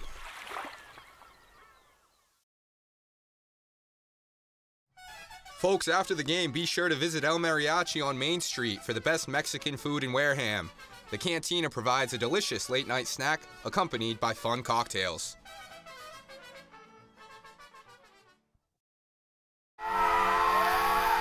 Got legal trouble? Attorney Mark Deshays is here to help the Greater New Bedford area with real estate and business law, estate planning, and probate. Visit him today. Clobbered high and deep to right center field, and this one is gone, a home run. Eastern Propane and Oil is the Wareham Gatemen home run sponsor. Each time a home run is hit by a Gatemen player at Spillane Field, Eastern Propane and Oil donates a camp scholarship to a deserving youth. Eastern Propane. Soft as a Grape is a proud sponsor of the Wareham Gatemen. Soft as a Grape has 10 retail locations on Cape Cod, so even when you're cheering on your Gatemen at any away games, stop into a Soft as a Grape store for the best Cape Cod products. Stores located in Falmouth, Mashpee, Woods Hole, Chatham, Provincetown, Edgartown, Oak Bluffs, and Vineyard Haven. From beach day to every day, Soft as a Grape has you covered.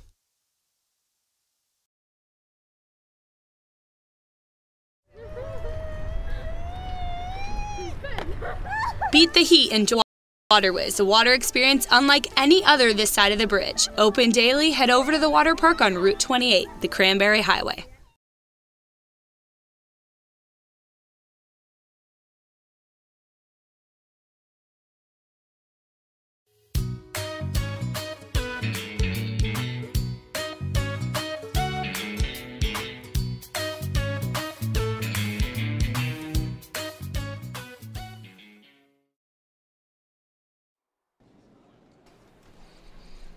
Back on the Gatemen Baseball Network for the Gatemen post-game show. A 2-0 loss for the Gatemen tonight against the Harwich Mariners, but we're now joined by our player of the game, Tyler Kaiser. Had a fantastic night on the mound in relief.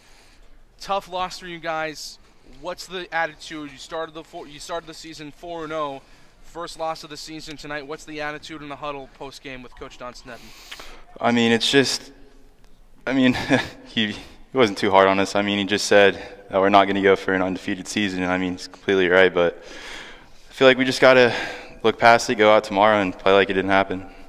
You were working unbelievably well today. 5 strikeouts through your work. What was working for you on the mound? I mean, it seemed like my fastball was just getting by him. I mean, my mentality was just to go and get the first pitch as a strike and work from there. I mean, it seemed like they weren't getting a barrel on it, so I mean, I just stuck with it. Was there anything you were working specifically with Coach Lawler? Appearance number 1 to appearance number 2. Obviously, your first appearance wasn't as long, but lengthening out and, like you said, working on that fastball. Yep. Every day we go out before practice or the game, and he's been showing me a few things here and there, and I think they're all starting to click. So I'm excited to see what's in store. Moving forward tomorrow, the doubleheader with Orleans. What do you guys need to work on? Try and get back on the right side, back on the winners column tomorrow. I mean, really, we just need to focus on strikes. I mean, and getting the first pitch down. I mean, we really didn't even struggle that much tonight. It was just a few